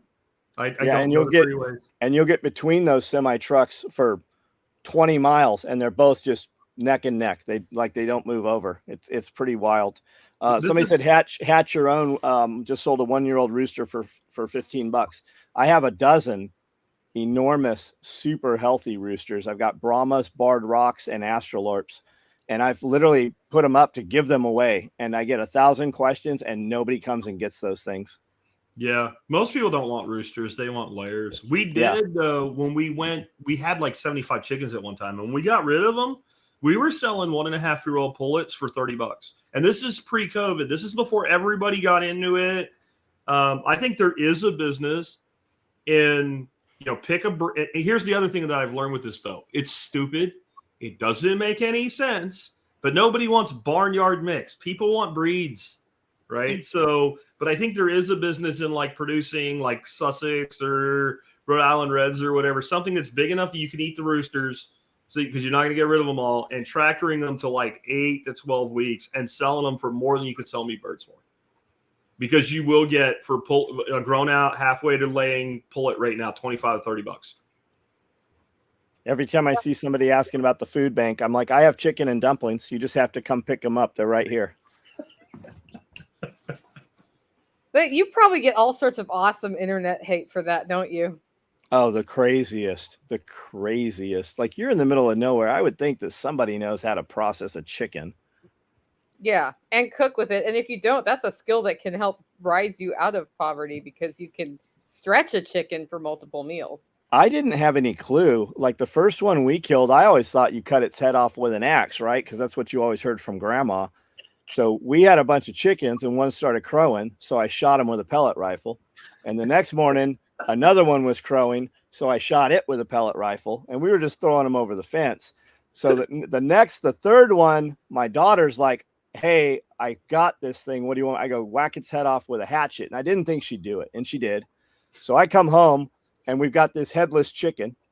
And I'm like, okay, so I'm reading on YouTube, how to do this, or I don't even know if it was YouTube. It was just probably a forum or something. So I've got a scalding pot of water, the biggest pot I have that I can get on the stove, and I'm dunking this thing in the kitchen, and it smells like burnt hair all through the house. So we start ripping all of the feathers out, and we take it and we have it all gutted out, and we put it on a pan, and Amanda throws shake and bake all over it, and we put it in the oven. That was my first chicken. To this day, I swear that was the best chicken I've ever had. Yep. My first chicken that I processed, somebody else killed because they were roosting on his roof. and I was like, wow, you could eat those. And he went and handed them to me. And there's certain people you have to be careful what you say. Yeah. So that's when Mark was here. So he skinned them, and I stewed those birds because they were like 4-year-old roosters. Oh, okay, yeah. And it was delicious. It was very flavorful. Like, roosters make a really good stew, especially old. Delicious. They're just not something you're going to throw on the grill for 5 minutes. You know, like you got to do some work with them. We have what we call fence roosters around here. Fence roosters are when somebody decides that since they bought their chickens and the Tractor Supply person who was supposed to be going to chicken college didn't, and they actually ended up with a rooster in their group of pullets. They don't want a rooster. Instead of being responsible for it, they drive around and look for a place like mine. Oh, look, he has birds. Oh, yeah. Great. And they throw the rooster over the fence. The last one I got was like, it was like an autistic rooster. It would make these sounds. It was like running around screaming, and I shot his ass. Like I tried to catch him, and I'm like, no, I'm done. I went and got the Ruger and just popped his ass. People do that with cats. I put a thing on Facebook of like, I just skinned them and parted them out. And I just said, if you throw roosters over my fence, just know this is what happens to them. People do that with cats here. Oh, geez. Man, I have more contempt for a person that does it with a cat or a dog than a rooster. Like, I don't like it, but it is what it is. But man, as a kid, we ate everything. We were eating robins and woodpeckers and doves and squirrels. Like, we shot something every day. We shot something and cooked it.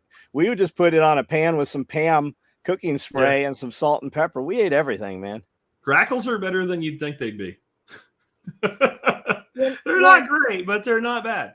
You guys know about the guy who like occasionally just throws something he shot in my fridge and I process it and get half the meat. Yeah.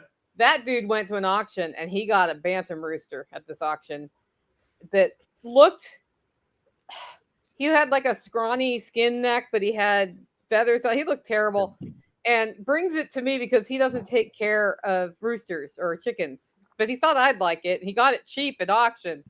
Well, now we know why. So we named him Napoleon because he was a little bantam rooster, and that dude would not shut up.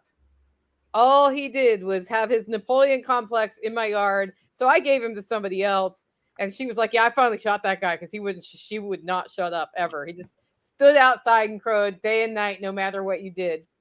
You need to keep a boomerang in the barnyard. I gave Nick Ferguson a group of bantam roosters that I had a couple of years ago. And one of them that was like the screwed up one, the silky or whatever the hell he was, the weird ass one. He was a dick. And I think Nick said he didn't make it to Tyler before. He just like pulls the truck over on I-20, rolls the window down, reached in the box, and just threw his ass out on the side of the highway. And that thing was the most fertile damn rooster. I had all these little mutant babies coming out. That's why I had to get rid of him. Like, he was outbreeding everybody. Carl, we named him Carl, like Combat Carl. Carl the autistic rooster. And it wasn't a silky, it was something else. I don't remember what they call them now, but they have the twisted feathers. He was just a dick. Yeah, I've learned that animals that are not nice on the homestead, it's like you have to nurture some and try to change their behavior a few times. Sometimes the answer is much simpler and faster. Yep, soup or stew. I have a crazy rooster. I have way too many roosters. And one of them waits till you turn your back and he comes running up on you and you hear him and you turn around and then he stands there and stomps his feet. But every now and then he'll run up there. So I'll boot that thing. And like, I literally try to kill it every time that I have kicked it, but he does not die. He just keeps coming back for more. So it's just like a little game we play with me and the rooster out there. Yeah, my rooster is terrified of me, but that's how it always is. We've got a girl goose that started a nest. We're hoping she broods. That'd be cool. Yeah, it would be. Well, she's a pilgrim, and a pair of pilgrims right now is like $100 for goslings from Metzer, and you can't get. They're already gone this year. You can't get them. So hopefully she'll actually sit. Last year she made a nice nest and then abandoned it. So hopefully she's got more experience. And you got them for 18 years, most roosters, right? I mean, most geese. Yeah, they live a long time, and since they only lay in the spring, they lay like 10-year-old goose will still lay. They have like ducks. They have 1,500 of them, so they pretty much lay their whole life. Right on.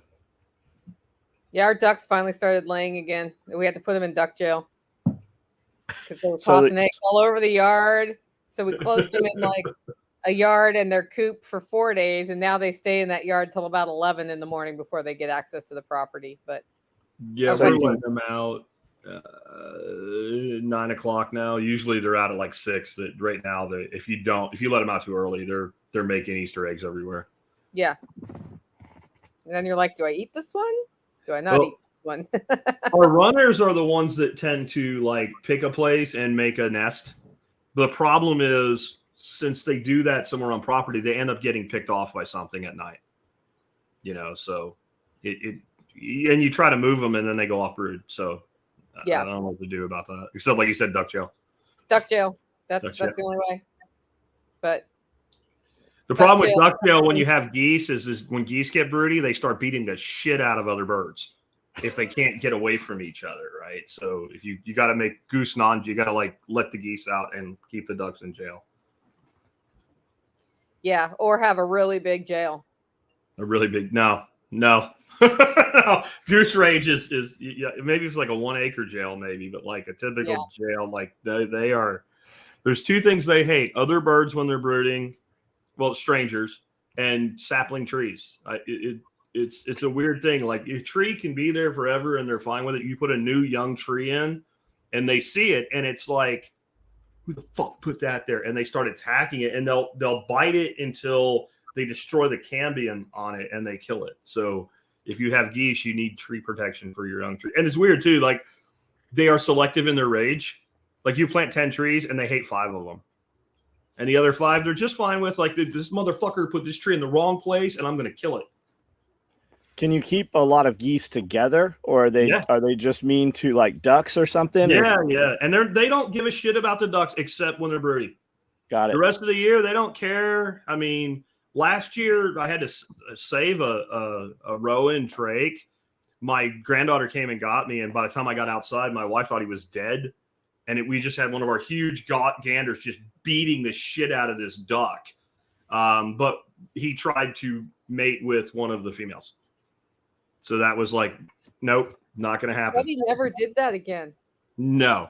I was surprised he made it. He laid in one place for like 4 hours without moving. And, a couple hours after that, he was fine, walking around like nothing ever happened. But he was in total shock. He was quivering. I felt bad for him. And my wife's like, what you? I'm like, leave him alone. Just leave him alone, and maybe he'll be okay. He's in shade. He's got water. Let it go. They're pretty resilient. But geese, I wish I had more geese because they're way more sustainable than ducks are from a standpoint of a landowner because they love grass. Like ducks eat some grass and forage some and all, but geese graze like a little freaking cow. And they're just constantly grazing, and they eat as big as they are. They eat less feed, and they only eat it because it's there. You can do geese on grass, and you can do geese from gosling to harvestable size in 11 to 12 weeks, 100% on grass. And you can't do that with any other poultry that I know of. Nope. But then you have to have geese. Yeah. The pilgrims are great, though. That's probably why they're so expensive. I think that's another one of those trends I started, and now I can't afford to buy them. We have never had them attack people. I mean, just don't. Sometimes they'll do the whole, like, they fluff their feathers and they hiss at you and shit. But as soon as you take one step toward them, they're like, yeah, never mind. You're big. Mind. Toulouse, everybody said they're chill. No, they were assholes. We called them the Barnyard Mafia. They kicked Dorothy's ass so many times that one day I was out in the field and I hear screaming and yelling and honking. And so I come over to see what's going on, and the back of the SUV's up. There's like a giant mega pack of toilet paper from Costco laying on the ground. The geese are gone and the wife is gone. And I'm like, I know what happened here. So I go in the house. She goes, you'll never guess what happened. I'm like, the geese attacked you. They bit you. You threw the toilet paper at them and ran in the house. She goes, did you see? I'm like, no, I saw the evidence. Like, that's all I needed to see. I wish you had a camera, don't you? Oh, it would have been great. I've got a picture somewhere Josiah, my intern, took. And it's this kid that came over with his dad to look at the property. And I'm like, just don't run from them. So the first thing the kid does when the geese come is run. And Joe got a picture of this kid like he's like in a full tilt run trying to go around a tree. And the goose has its head just all the way. Like its mouth is like an inch from this kid's ass. Like fully stretched. And I'm like, you should have put the camera in rapid mode because you would have got the full on ass biting sequence if you'd done that. But this kid's face, man, it looks like that meme with the little girl with the hot dog running away from like the baboon, except it's a giant goose. Don't run. The rules with geese are like snakes. If you get bit, don't react. Right? If you get bit by a ball python or a corn snake, John, what happens? Absolutely nothing unless you pull away. If you pull away, then it hurts. So that's the thing with geese. Let them bite you. Nothing happens. 2 of my ganders got into it Saturday. I grabbed one by the wings and picked him up. He reached over and bit me on the bicep. And then you see his eye kind of come up like, maybe I probably shouldn't do this because this goose is really big and he's got me up in the air. So he chilled out and put him down. And they're fun. They're fun. Go get some. Geese have teeth on their tongues. It's not been my experience. My 2 geese break up any fights in the pens that they're in. And they also break up mating. They don't want any mating and they don't want any fighting. They're always in the middle of everything. That was my dog until recently. My Charlie's gotten to where he's really old now and he's just not doing anything. But any kind of like fighting or excessive breeding, he would just go out there and knock the shit out of him and he'd come back all fucking happy. Like, look what I did. Yeah, we call that the sheriff in our sheriff. Like Sage, my German Shepherd lab mix, she was the sheriff. She would break up any fight. And when she died, Chestnut took over the position of sheriff. Yeah. So cats that are growling at each other, separated. Yeah, all of it. I actually watched a dog in my yard yesterday walk up to the yard chicken and the yard chicken submitted, smelled the chicken's butt and walked on. And I was like, wow, I've never seen that. Usually the chickens run. Geese are terrorists. I like them. I'm telling you, like, people way overreact to them. If you have an aggressive goose flock, and I could never teach my wife this, which is part of why we got rid of that other breed, just get down on one knee and let them come after you. I'm not kidding. I'm not setting you up. I'm not doing a Siegler here. Just let them come after you. When they stick that head out, just smack them. Don't remember that the bird weighs 12 pounds and you are a 200-pound man. Do not like freaking King Kong Bundy smack Hulk Hogan down him. And it takes about 3 times of that head coming out and getting smacked, and they're like, "Yeah, I'm not going to do this anymore." And anytime they're out there, they hiss and their neck's extended. I just grab them by the neck. Yeah, the neck is very skinny. It's the feathers, right? You don't have to harm them. Pick them up. They don't want to be picked up. They will stop doing that. If they're running past you and you reach up and grab them like this under the chin, they just lock up. Yep. If you do that when you're in front of them, though, there's about a 50% chance they're going to wing beat you in the face. And I'm telling you, the amount of force a 12-pound bird can exert with its wings into your nose is impressive. It's not going to lay you out or anything, but it may give you a bloody nose. You only make that mistake once. I know that from processing turkeys. Oh, yeah. Yeah. Oh, there she goes again. This is I would have thought the NWO would target me and you, John, not Nicole. Man, Nicole's turkeys were big. We went to a turkey processing last year. Yeah. And Amanda did our turkey, and those turkeys were enormous that she had. Yeah. Yeah.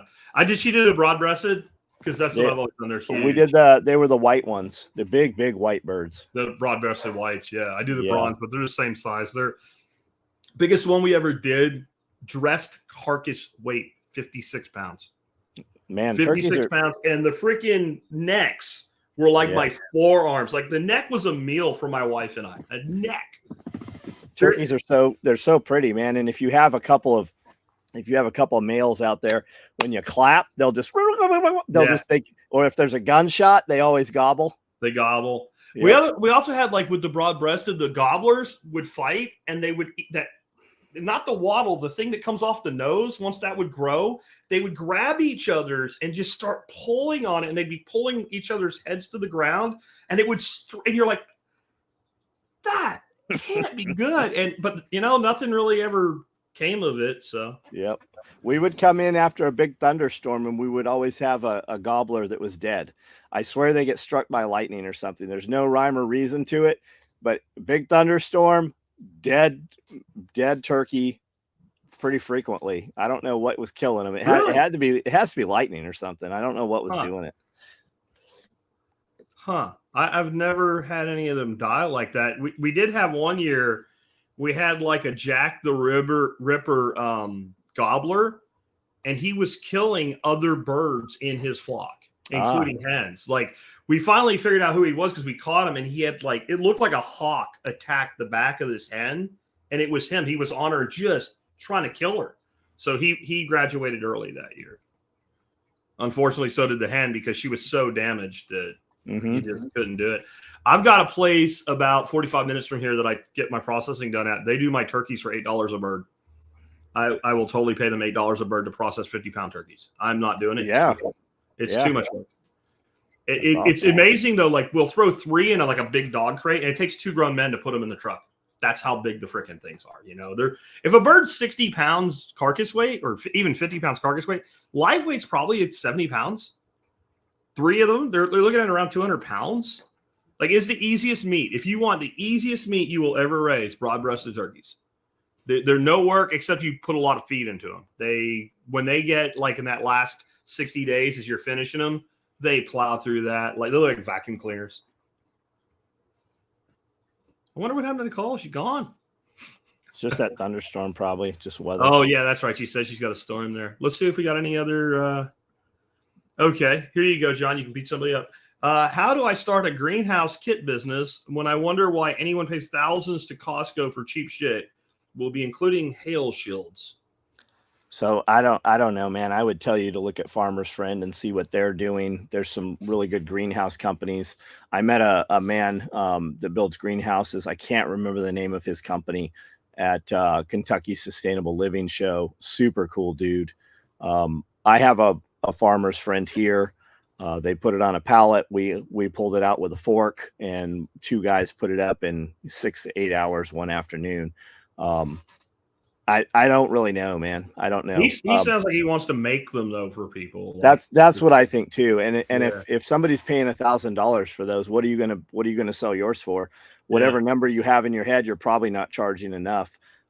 If you can only make 5, charge more and sell to higher end clients or clients with more money. Yeah.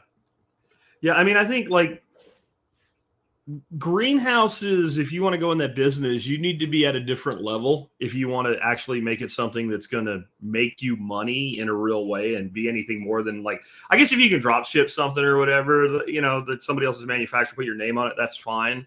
But if I was building them, I would be building like in-ground geothermal, something like that. There's a company out of Colorado. They build the highly insulated ones. They're only open in the front. You face them south. And they literally have like these reflectors. So you drop, there's like a shutter that comes up on the window at night, and you drop them down during the day so that they increase the amount of light in, because the light is not just coming in the window. It's actually bouncing off the shutter into the thing. And they have thermal batteries in them. So they have like a pipe that goes in the ground. And they have a vent really high up in the greenhouse and one really down low in the greenhouse. And so all summer long, it sucks the heat out of the top and puts it in the ground. Yep. And then all winter long, it discharges the battery heat back into it. And they're growing tomatoes in, near Aspen in the middle of January. They still have their tomatoes growing in these greenhouses. So to me, something like that, or some kind of in-ground or something. And you can sell to poor people, you can sell to middle-class people, you can sell to rich people. And I think the more you have to do to deliver the product, the higher end the demographic you want to sell to is. If you want to sell to poor people, you want a grocery store model. You don't do anything, they buy your shit, you make 2%. And you want to higher end, the higher end customer is not going to nitpick it. He's not going to try to negotiate a price with you either. I would tell you to look at Rimmel, MRRIMOL. Check out Rimmel, check out Grower Solution, and check out Farmer's Friend. Farmer's Friend came up with one that can be flat packed. It's probably the lowest cost out there. And then you have options. We have a 50-foot, you can get 100. They even did some 25s. I know Curtis Stone was doing chickens all winter out in, 6-foot snow in this thing with wood mulch, and he had his chickens in there and then just kind of moved it over, and then actually planted in that area the next season. So, I mean, you have a lot of options. If you've got 100, you could build 250s out of that thing. It's just the plastic that skins it. And I've had our plastic on there for probably going on 5 years right now. So you have a ton of options. And that's what mine looks like on the left right there. I have the Gothic Arch. Yeah. And right here. I did the 2-foot high ride kit so that I could intentionally drive equipment through there if we needed to work on stuff out of the rain, if we needed to put people on cots in there, if we needed to use it for anything else. And man, that thing's great.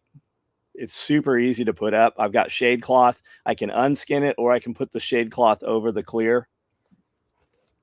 And we built a big rolling barn door that's 14 feet tall, and I can drive my skid steer completely in there if we have to. That's cool. Yep. That's cool. If you want a cheap one, and I'm now working with Vivor, so please go to the survivalpodcast.com and go to tspaz.com actually, and click on the Vivor link if you do this. They have some really decent, like 10 by 20 tunnels. But the thing to do with those is go to YouTube and look up reinforcing Vivor greenhouse. Yep. And for $100 worth of lumber, you can take something that is pretty much junk and make it a badass greenhouse tunnel. Yeah, I would take those also. I have one that my quail sit in out here. I just have quail in racks inside there. And I would tell you, before you build that out, raise it up about 2 feet at least. Because I kind of, when I move to one side, I hit my head on that mesh. I have the chicken coop versions that they do. Just raise that up on some cinder blocks or rail ties and get it up. Same with a hoop house. If you're going to do a house out of cattle panels, like you're very limited, but we did them for years and years. And if you just raise them up about 24 inches, it makes it much more user-friendly. The big thing with any of the tunnels, though, even the more expensive ones, is making sure your skin is tight. Yeah. Because what kills them is ponding water. Yes. Water's 8 pounds plus a gallon, man. So you get 20 gallons in one spot, right? You've got 160 plus pounds. And then all you need is a little breeze. And it's like a big fat guy up on top of your tunnel, and it's gonna give in. Yeah, we did the Gothic Arch, so it sheds it, even ice. Like ice just comes right off in snow. And then we spaced them instead of the standard 5 foot. We had a 4 foot option, so we had extra purlons and stuff in there, and we have never had a problem with that thing at all. We had the cattle panel once completely collapsed, and then we stood them up and put 4x4s with 2x6s in there, and we went another 2 years with those. But that Farmer's Friend thing, man, and we get some real wind. Nicole can tell you, we've had like some real storms come through here. And I've got up in the morning, I'm like, there's no way that row house is there. And part of it has to do with orientation of it also. Yeah. And we have it running, the long edge is south facing. So it comes in, and it melts ice really well. It melts snow down. And when you go in there in the winter, man, it's 30 degrees warmer inside that thing in the day. And it literally is raining and it literally makes condensation and then rains and self-waters all the raised beds that I put in there through the winter. I love that about greenhouses. You go in the winter, like the smaller ones, you just grab the side and just shake it. Yep. And then you just watered everything. And yourself. Awesome. Yeah. Yep. And in a storm, you can stand in there, till the storm passes and stuff. Yeah, and I would 100% get the cathedral one if I was going to get one after seeing John's in action, because I haven't seen him replacing a lot of plastic every year. We haven't replaced any of it yet. Anything. Yeah, like it's just had it up. It's worked. It hasn't had the water pooling problem. Like we've seen it in the rain. We've been inside it in the rain. Yep. Yeah. I use it for storage all the time outside when we're just working projects. I'll leave all the tools and the walk behind mowers and stuff in there. It works well. And especially you put shade cloth on there, man. It's just like having a lean-to or something to store stuff if you're not growing in, which I don't grow in ground. NRCS will actually pay for, they'll reimburse you for a lot of that, but you have to grow in the ground. You can't have heated. There's a couple stipulations you have to do. You have to use cover crop seed. Yeah. If you go to my site, thesurvivalpodcast.com, and put in NRCS, we've had a couple different interviews with NRCS people, but I think it was Rob Avis I had on that talked about the grants and what you have to do to get them. And he put in like a $20,000 setup, and I think it cost him out of pocket like $4,000 by the time he got all the grants and everything. And the restrictions they put on you, you know, he said that no one ever came and checked. They signed off on it. You got to put cover crop down wherever you're not growing, and then you're supposed to do it for like 4 years. They can come anytime and check for 4 years, but he never saw anybody ever again. They're not going to write you a check. You have to buy this thing. Oh yeah.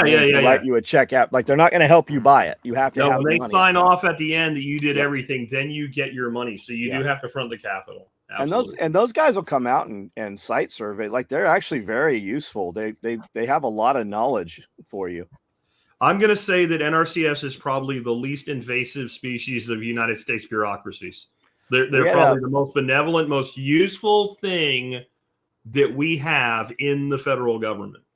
We were giving goats away. I had 23 goats, and we had this man show up with a truck, and I said, "How are you going to move these?" And he just had cattle panels they zipped together, and he walks out with a lasso. I go, "Oh, this is going to be insane!" And he actually lassoed every one of these goats. He lassoed 22 of those goats. Yeah, 22. Mexican dude had a little 3-year-old out there dressed like a cowboy.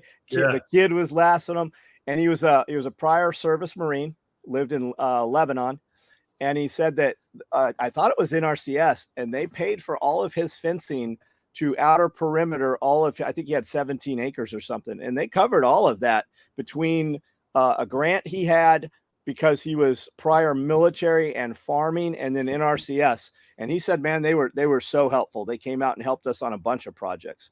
You can get fencing through NRCS at times. Like, they will do fencing grants in locations.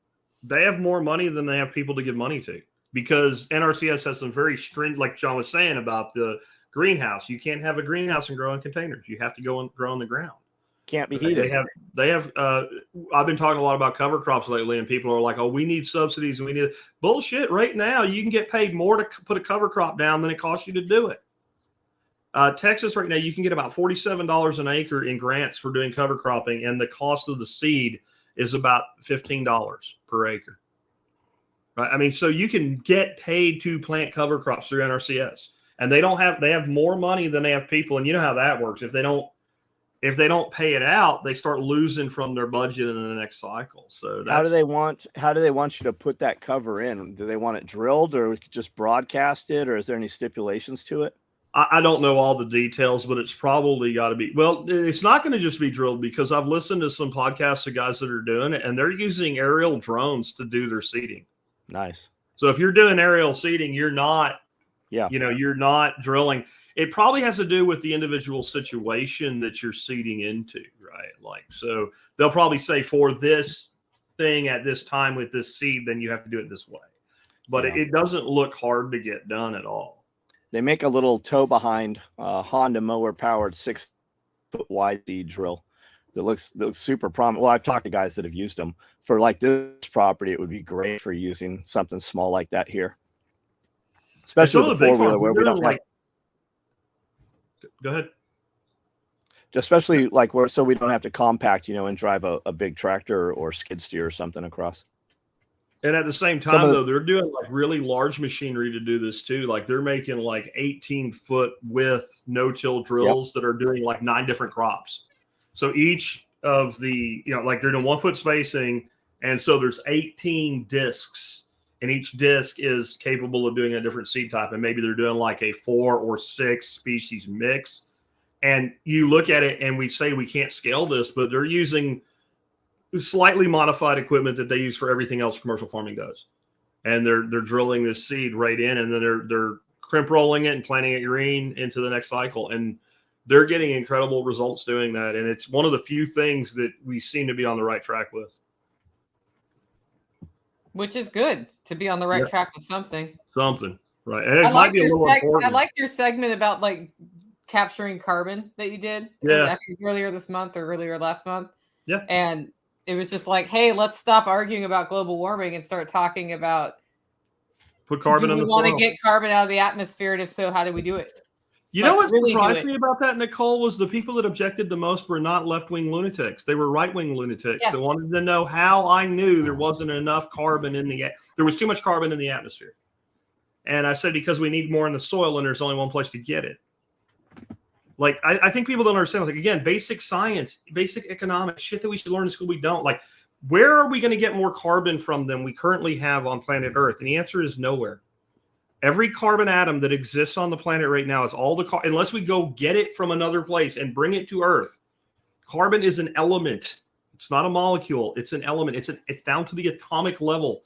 You can't make carbon unless you have a star, right? It's a fusion reaction to make carbon. Every molecule, every atom of carbon that shall ever exist on planet Earth, unless we go off-world and find it somewhere, is already here. So if you and our soils should have a carbon content of about 3%, and they're under 1%. So if we're going to increase the soil content of carbon to 3%, where are we going to get it if we don't get it from the atmosphere? And then they got really mad. They got really angry when I asked them that. I don't understand why people get so mad when you just simply ask a question and then they don't like the answer. You are challenging a belief system. Yeah. And I ain't worried about global, and I was very clear about that in that segment. Like, I'm not worried about global warming. But if you are, we have the same, and that's why if we're going to get some of this shit done, can't we find the places where our goals are actually the same? And the reason I think it's hard to do is I don't believe that the people on the global warming side of the debate, their agenda is actually to take carbon out of the atmosphere. I think it is to institute global governance, and I know it sounds conspiratorial, but give me another example. Like, you're 100% right. Prove me wrong with that, right? Like, what is your explanation when literally we could? This is a mathematical fact. If we took all the arable farmland that we're currently farming, not the stuff that we've abandoned, currently farming, and we increase the organic matter content, which is carbon, in that soil to 2%, which would be optimum for farming, by the way, we would remove 100% of the carbon from the atmosphere that humans have produced in the last 100 years. 100 years of carbon just by putting 2% organic matter in the soil. If that's the case, and if you actually care about what you say you care about, why wouldn't we do that? Give me one good reason not to do that. And there isn't one. So then I'm left with, you actually want your communist socialist agenda, and you want your transgenderism or whatever, and you don't actually care about what you say you care about, because who couldn't get on board with that? Well, how do you stay in power? You establish carbon credits, and then you buy and sell credits so that you, the person running the thing that people have to buy, acquire carbon credits from other people who are then not allowed to do what they need to do to survive. And then they're beholden to you to buy the things they need to survive. Wherein, if we improve the soil, the other side benefit is we get healthier because we have better access to nutrition in our plants. So who loses if we do it? The people who control us. Yeah, want to control us. Let's not even go to government. Who loses industry-wise, right? Yeah. So the fertilizer industry loses. The herbicide industry loses. The GMO seed companies lose. A lot of the equipment manufacturers lose because you need less equipment. You just need different equipment, but less equipment to do this. You work the equipment less, so the equipment lasts longer. And so John Deere and Kubota lose, right? You use less fuel because you're running the equipment less. So, Aramco and Texaco and what have you, that Shell Oil, they all lose. Right. So then the pharmaceutical companies are going to lose because we're not using toxic food anymore. And I don't know if you know this, but if your food is nutrient dense, you just naturally eat less of it. So big food loses. We don't need ethanol anymore. So big corn lose. Like, if you start making a list of all the people that lose before you even get to the WEF or the world governments of the world, whatever, like, there's this massive list. The universities lose. Right? You don't need a 4-year degree to understand and make this mix of cover crop and put it in your field.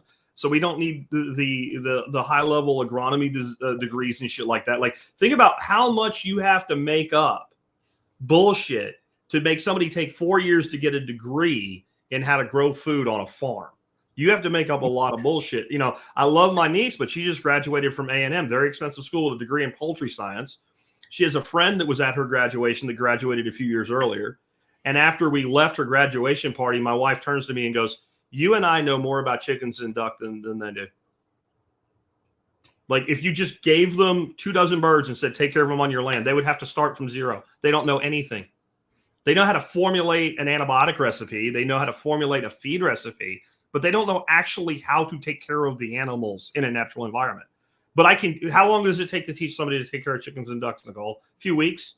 Yeah, maybe 45 minutes. Dedicated, like, this is what you do 8 hours a day, right? I mean, you don't need 4 years to learn how to do this. So, but to throw them in a chicken CAFO with, you know, not proper ventilation and in their own poop, that's a different. It's harder to keep a chicken alive in that. Well, that's the domestication, right? Like, the least natural situation you put a living organism, the more chemicals you need to keep it alive and relatively comfortable. Like, if you take a child and put them in a classroom, you might need to give them Ritalin or Adderall or something like that so they'll sit still, right? But maybe it's because a 7-year-old child is not supposed to sit still in a desk for 8 hours a day. Maybe that's just not a natural state for that living entity to be in. And then go ahead, John. It's lack of sunlight. It's lack of vitamin D. Yep. We used to go to school and have recess, and then at 10 something you'd have recess, and then you'd have lunch, which was also recess, and then later in the day you'd have recess or PE, where you're outside for 45 minutes. It's just the lack of sunlight. It's the lack of using all that energy. So of course those little boys are bouncing around, and of course the teacher wants to sedate them. I mean, you have people right now in public school systems where they are giving children drugs and not even notifying the parents of the drugs. Yeah, that's one of the reasons my grandkids are not in public school. And oftentimes, you get it, I'll kill you. Like, take your child and decide that you want a 3-day weekend with your child every week, right? Somebody will knock on your door and you'll have to go to court. And if you continue to do it, you'll go to jail. But at the same time, you could have just been like, we're not doing your reindeer games. My kid no longer goes to your school. 100%. And that's how a lot of the things that people spend a lot of time pissing and moaning about, you could simply remove yourself from that system and just not participate in it. But John, I can't. That's the problem. I can't because reason. It's always, I wish I could do what you do, but you can. You just won't do what we did. So the other day, and then I'm going to say it's not without sacrifice. Like, my wife and I could just fuck off every day if we weren't doing this for our grandkids right now. Like, our life would be so much simpler. But the other day I was out, I was taking care of some of the plants and stuff, and I had the dog with me, and my granddaughter is filling up the feeders. She's 8 years old, and I walked by her with the dog, and she just real sweet goes, "Hi, Belle," to the dog. And it's like 9:30 in the morning. And I'm like, okay, that right there is worth the whole fucking day. That kid is in that mode at 9:30 in the morning instead of being told to sit down and shut up and listen to bullshit that they're never going to use. If you want an indictment of the public education system, Jeff Foxworthy did it with a TV show called Who Are You Smarter Than a Fifth Grader?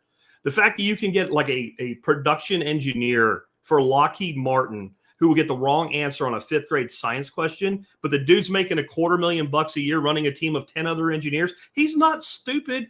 All you've done is just expose the fact that that little factoid was completely meaningless to a man who lives his life in science. So how much of that bullshit are they putting into your kids on it? And at least they used to at least do that. Now they're putting other bullshit like, using proper pronouns, which are not.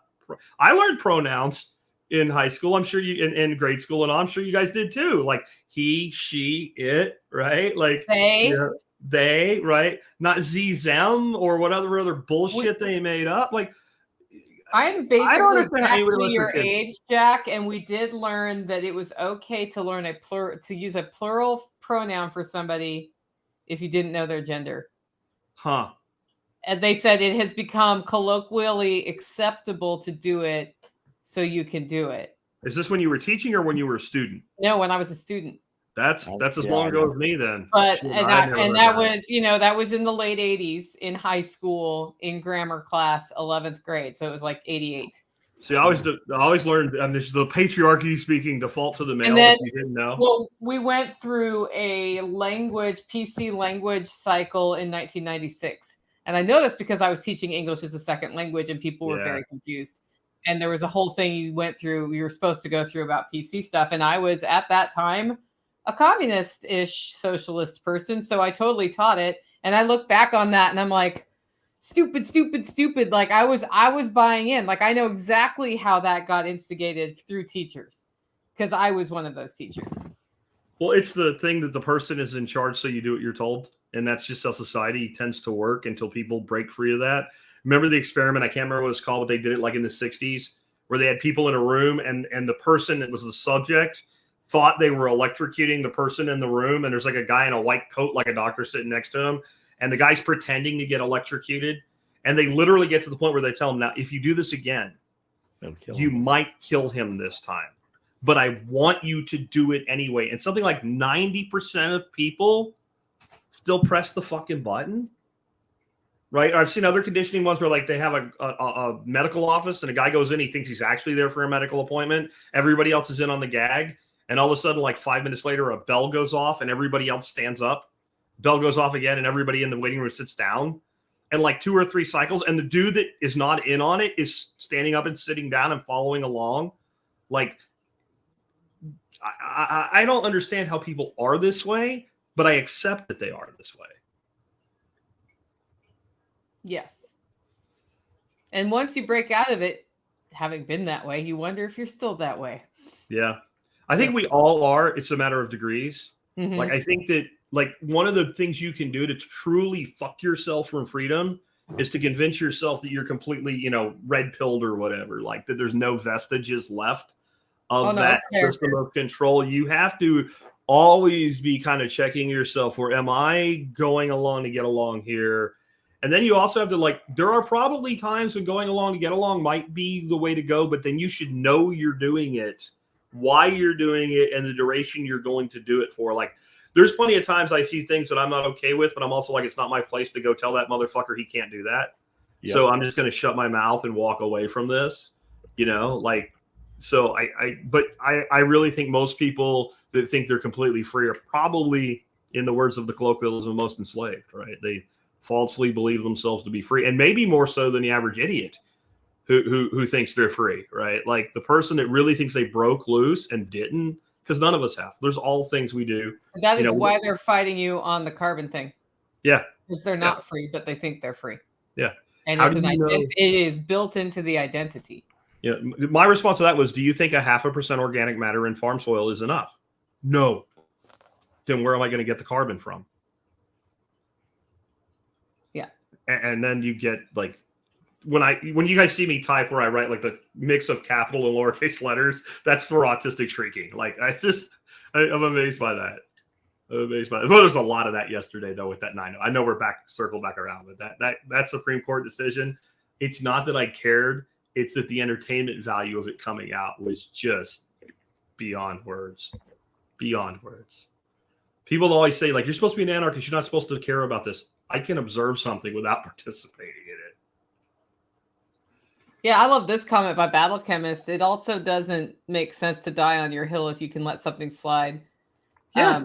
And let the other guy die on his. Like when you find yourself on the hill you're going to die on, like tell yourself, like pretend like you're explaining 10 years from now what hill you just died on, like to your mom or somebody. So like he called me a poopy head and I was not going to let that slide and whatever. Like when you analyze it and you're retelling it, it helps you take yourself out of that defensive frame you've put yourself in and see it from the outside. And I'm explaining to my kids why, like, my arm just got cut off. You mean like as a disembodied ghost, like you get to just explain when you start that narrative, and then you're like, if I heard this narrative, would I think the person was an idiot for, sacrificing a limb to this cause? Well, then maybe I need to think about what my role in this is right now. And there are times when I'm willing to sacrifice a limb if I have to, but there are other times where it's like, like that person is not seeing the truth of the facts in front of them and not getting themselves out of the headspace they're in. So they're not even open to the idea that maybe a meat-based diet is going to be healthier for them, for example. Yeah. Am I going to die? taking it Hell to no. another- I'm going to ask a question and walk away because it's not worth my time. But I Certainly like not your worth- point. Your pointing there is like, so like, imagine I died when my son was 10. And when he's 20 years old, I have to explain to him why I chose to die. Would that explanation be worth that 10 years of his life, me not being in it? Right? Because there's certain things that would be. If somebody was trying to kill him and I laid down my life to save his, the answer to that question would be yes. But, you know, I picked a fight with the ATF because I was angry about them taking away solvent traps. That would probably not be a good conversation to have as a ghost with your surviving, you know, child that is now an adult that grew up without you because you wanted to prove something. Like you went killdozer when you didn't need to, I guess. Well, the real question is, what do you stand to gain by that? Like, what are you going to gain by trying to dissuade somebody or change their mind, especially somebody you don't know? What do you stand to gain? But what might you lose? Like when you're waiting for that parking spot at Walmart or whatever, and that guy whips in there and takes your spot, and you honk on the horn and you block him and you get out. That dude might change your life that day. That your life might end over that parking space. Just go. I tell my kids all the time, and especially young people, like, yeah, okay, we can evaluate what we stand to gain, but more importantly, what might you lose by this action? And is that worth it? Like, you have no idea the violence that person is willing to bring to you. And a lot of this happens on the internet. Sometimes people forget that they are on the internet and dealing with people, and people will bring violence to you. People have this perception of how the world is because they live in a make-believe world. And I think what you got to remember in those scenarios is that the person that would have done nothing except say fuck off and walk away from you one day may pull out a gun and shoot you the next. You don't know what happened to that person that day. You don't know why they're behaving in a way that doesn't generally, they could be just a random asshole. But that guy might have found out that day that he was getting served with divorce. He's losing his company. His wife is taking his kids away from him. And he got a speeding ticket on the way to Walmart when he took your thing. And he's Michael Douglas in Falling Down. Yep. Right. And you don't know that you are that last straw on the back of the camel. And all of a sudden, you know, this guy's going ape shit over a parking spot. You don't know that. And, you know, there's a saying, old men do not grow brave. We grow cautious. Yeah. His wife might be at home screaming in pain and he's picking up her prescription. Yeah. I think that you probably encounter a lot of people on a daily basis like that. It's just a good thing that you weren't the catalyst to that final straw. And sometimes it's not even about violence. Sometimes it's about compassion. So I don't remember whose book it was, but it was like a Harvey McKay or somebody like that. I was reading this book about understanding people. And he told the story about how one day he was on the subway in Manhattan somewhere. And this guy's there and he's got 3 kids with him. And like the oldest one's like 12 and like there's middle and then like the youngest one. And the kids are just running ape shit, climbing on shit, whatever. And the guy's just sitting there, like not doing anything to rein his kids in. I think it was Harry Beckwith. And he finally says to him, he says, "Hey, what about your kids?" And the guy stops and looks up at him and goes, like he's not even there. And he goes, "Oh, I'm sorry. I don't know what to do with them. We just came from the hospital and their mom just died." Mm-hmm. You don't know what that other person is dealing with that moment. You really don't. And that's something we need to be a little bit more in tune with, I think, because especially in this space, we get a lot of this whole I'll kick everybody's ass attitude or whatever. Like, nah, man, you don't know what that other person's dealing with. Yeah, you'll kick everybody's ass if you have to. Yeah, yeah. Like, and you still won't, by the way. I don't care who you are. Somebody can whoop your ass. And I don't care if you can kick 90% of people's ass. Some little shrimp can walk up behind you in a parking lot and hit you right where your head joins your fucking neck with a ball peen hammer. And guess where you're going? To the ground and probably into it, right? Like anybody can kill you. Like that's something we just, like, men are not supposed to talk like that or say that. But like, if you look at some of the people that get killed and some of the people that do the killing, it's not like the guy that did the killing was necessarily stronger, faster, smarter. He was just willing to do it and waited for the opportunity. And we need to be cognizant of shit like that because I've seen shit happen. Like that one dude back a few years ago in Pennsylvania where the guy comes out and kills the wife and the husband. Did you see that, Nicole? Mm-mm. He shoots them both with a handgun, and they're laying on the ground, still screaming at him, "You motherfucker, you shot me." He goes back in his house, gets an AR, and comes out and finishes both of them. And they were fighting over snow shoveling. Oh, yeah. I guess I did see that. I didn't watch the video, but yeah, that's an example of a video I won't usually watch voluntarily. First rule of I know what happened survival. here. First rule of survival: wake up tomorrow. Like if you die, you failed, right? I mean, like, I guess we got kind of dark there, but whatever.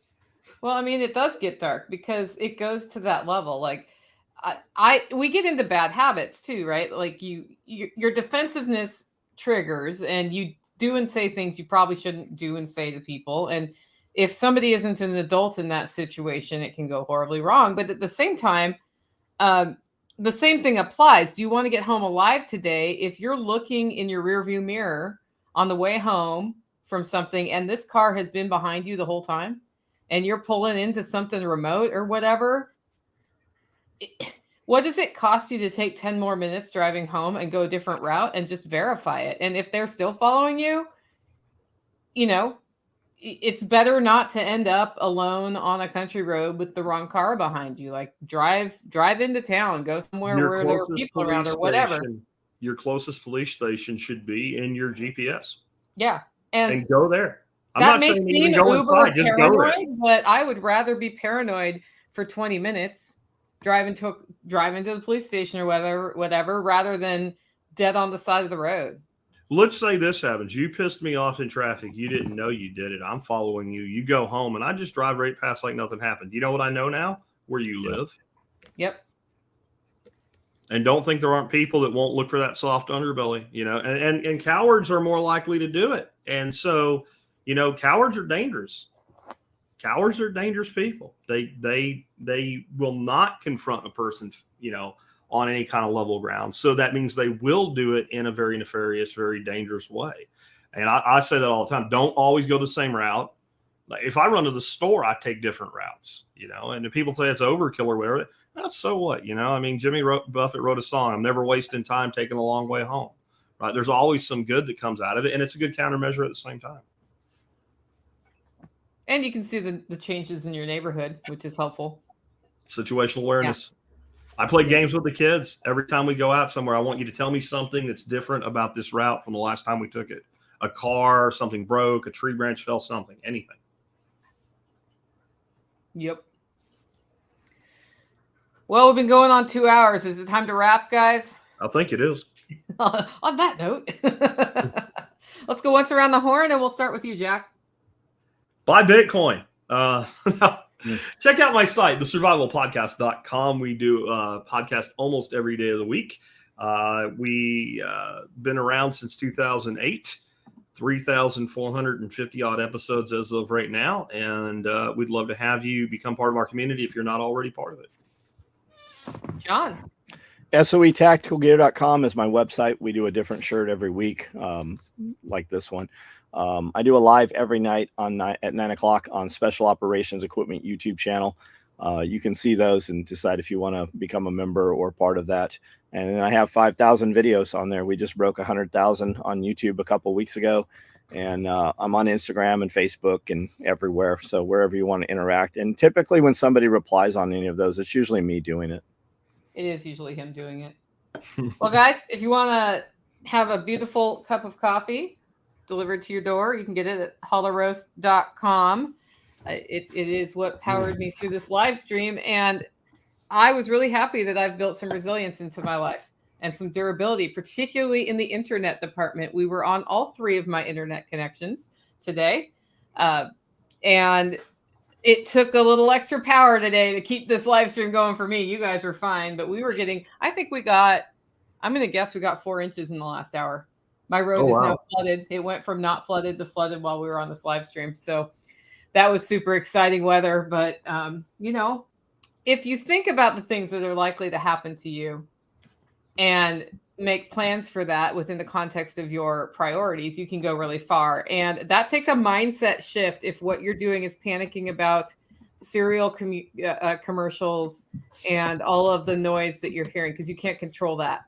But you can control one thing, and that is yourself. That mindset shift and meet people who love to work with you on that.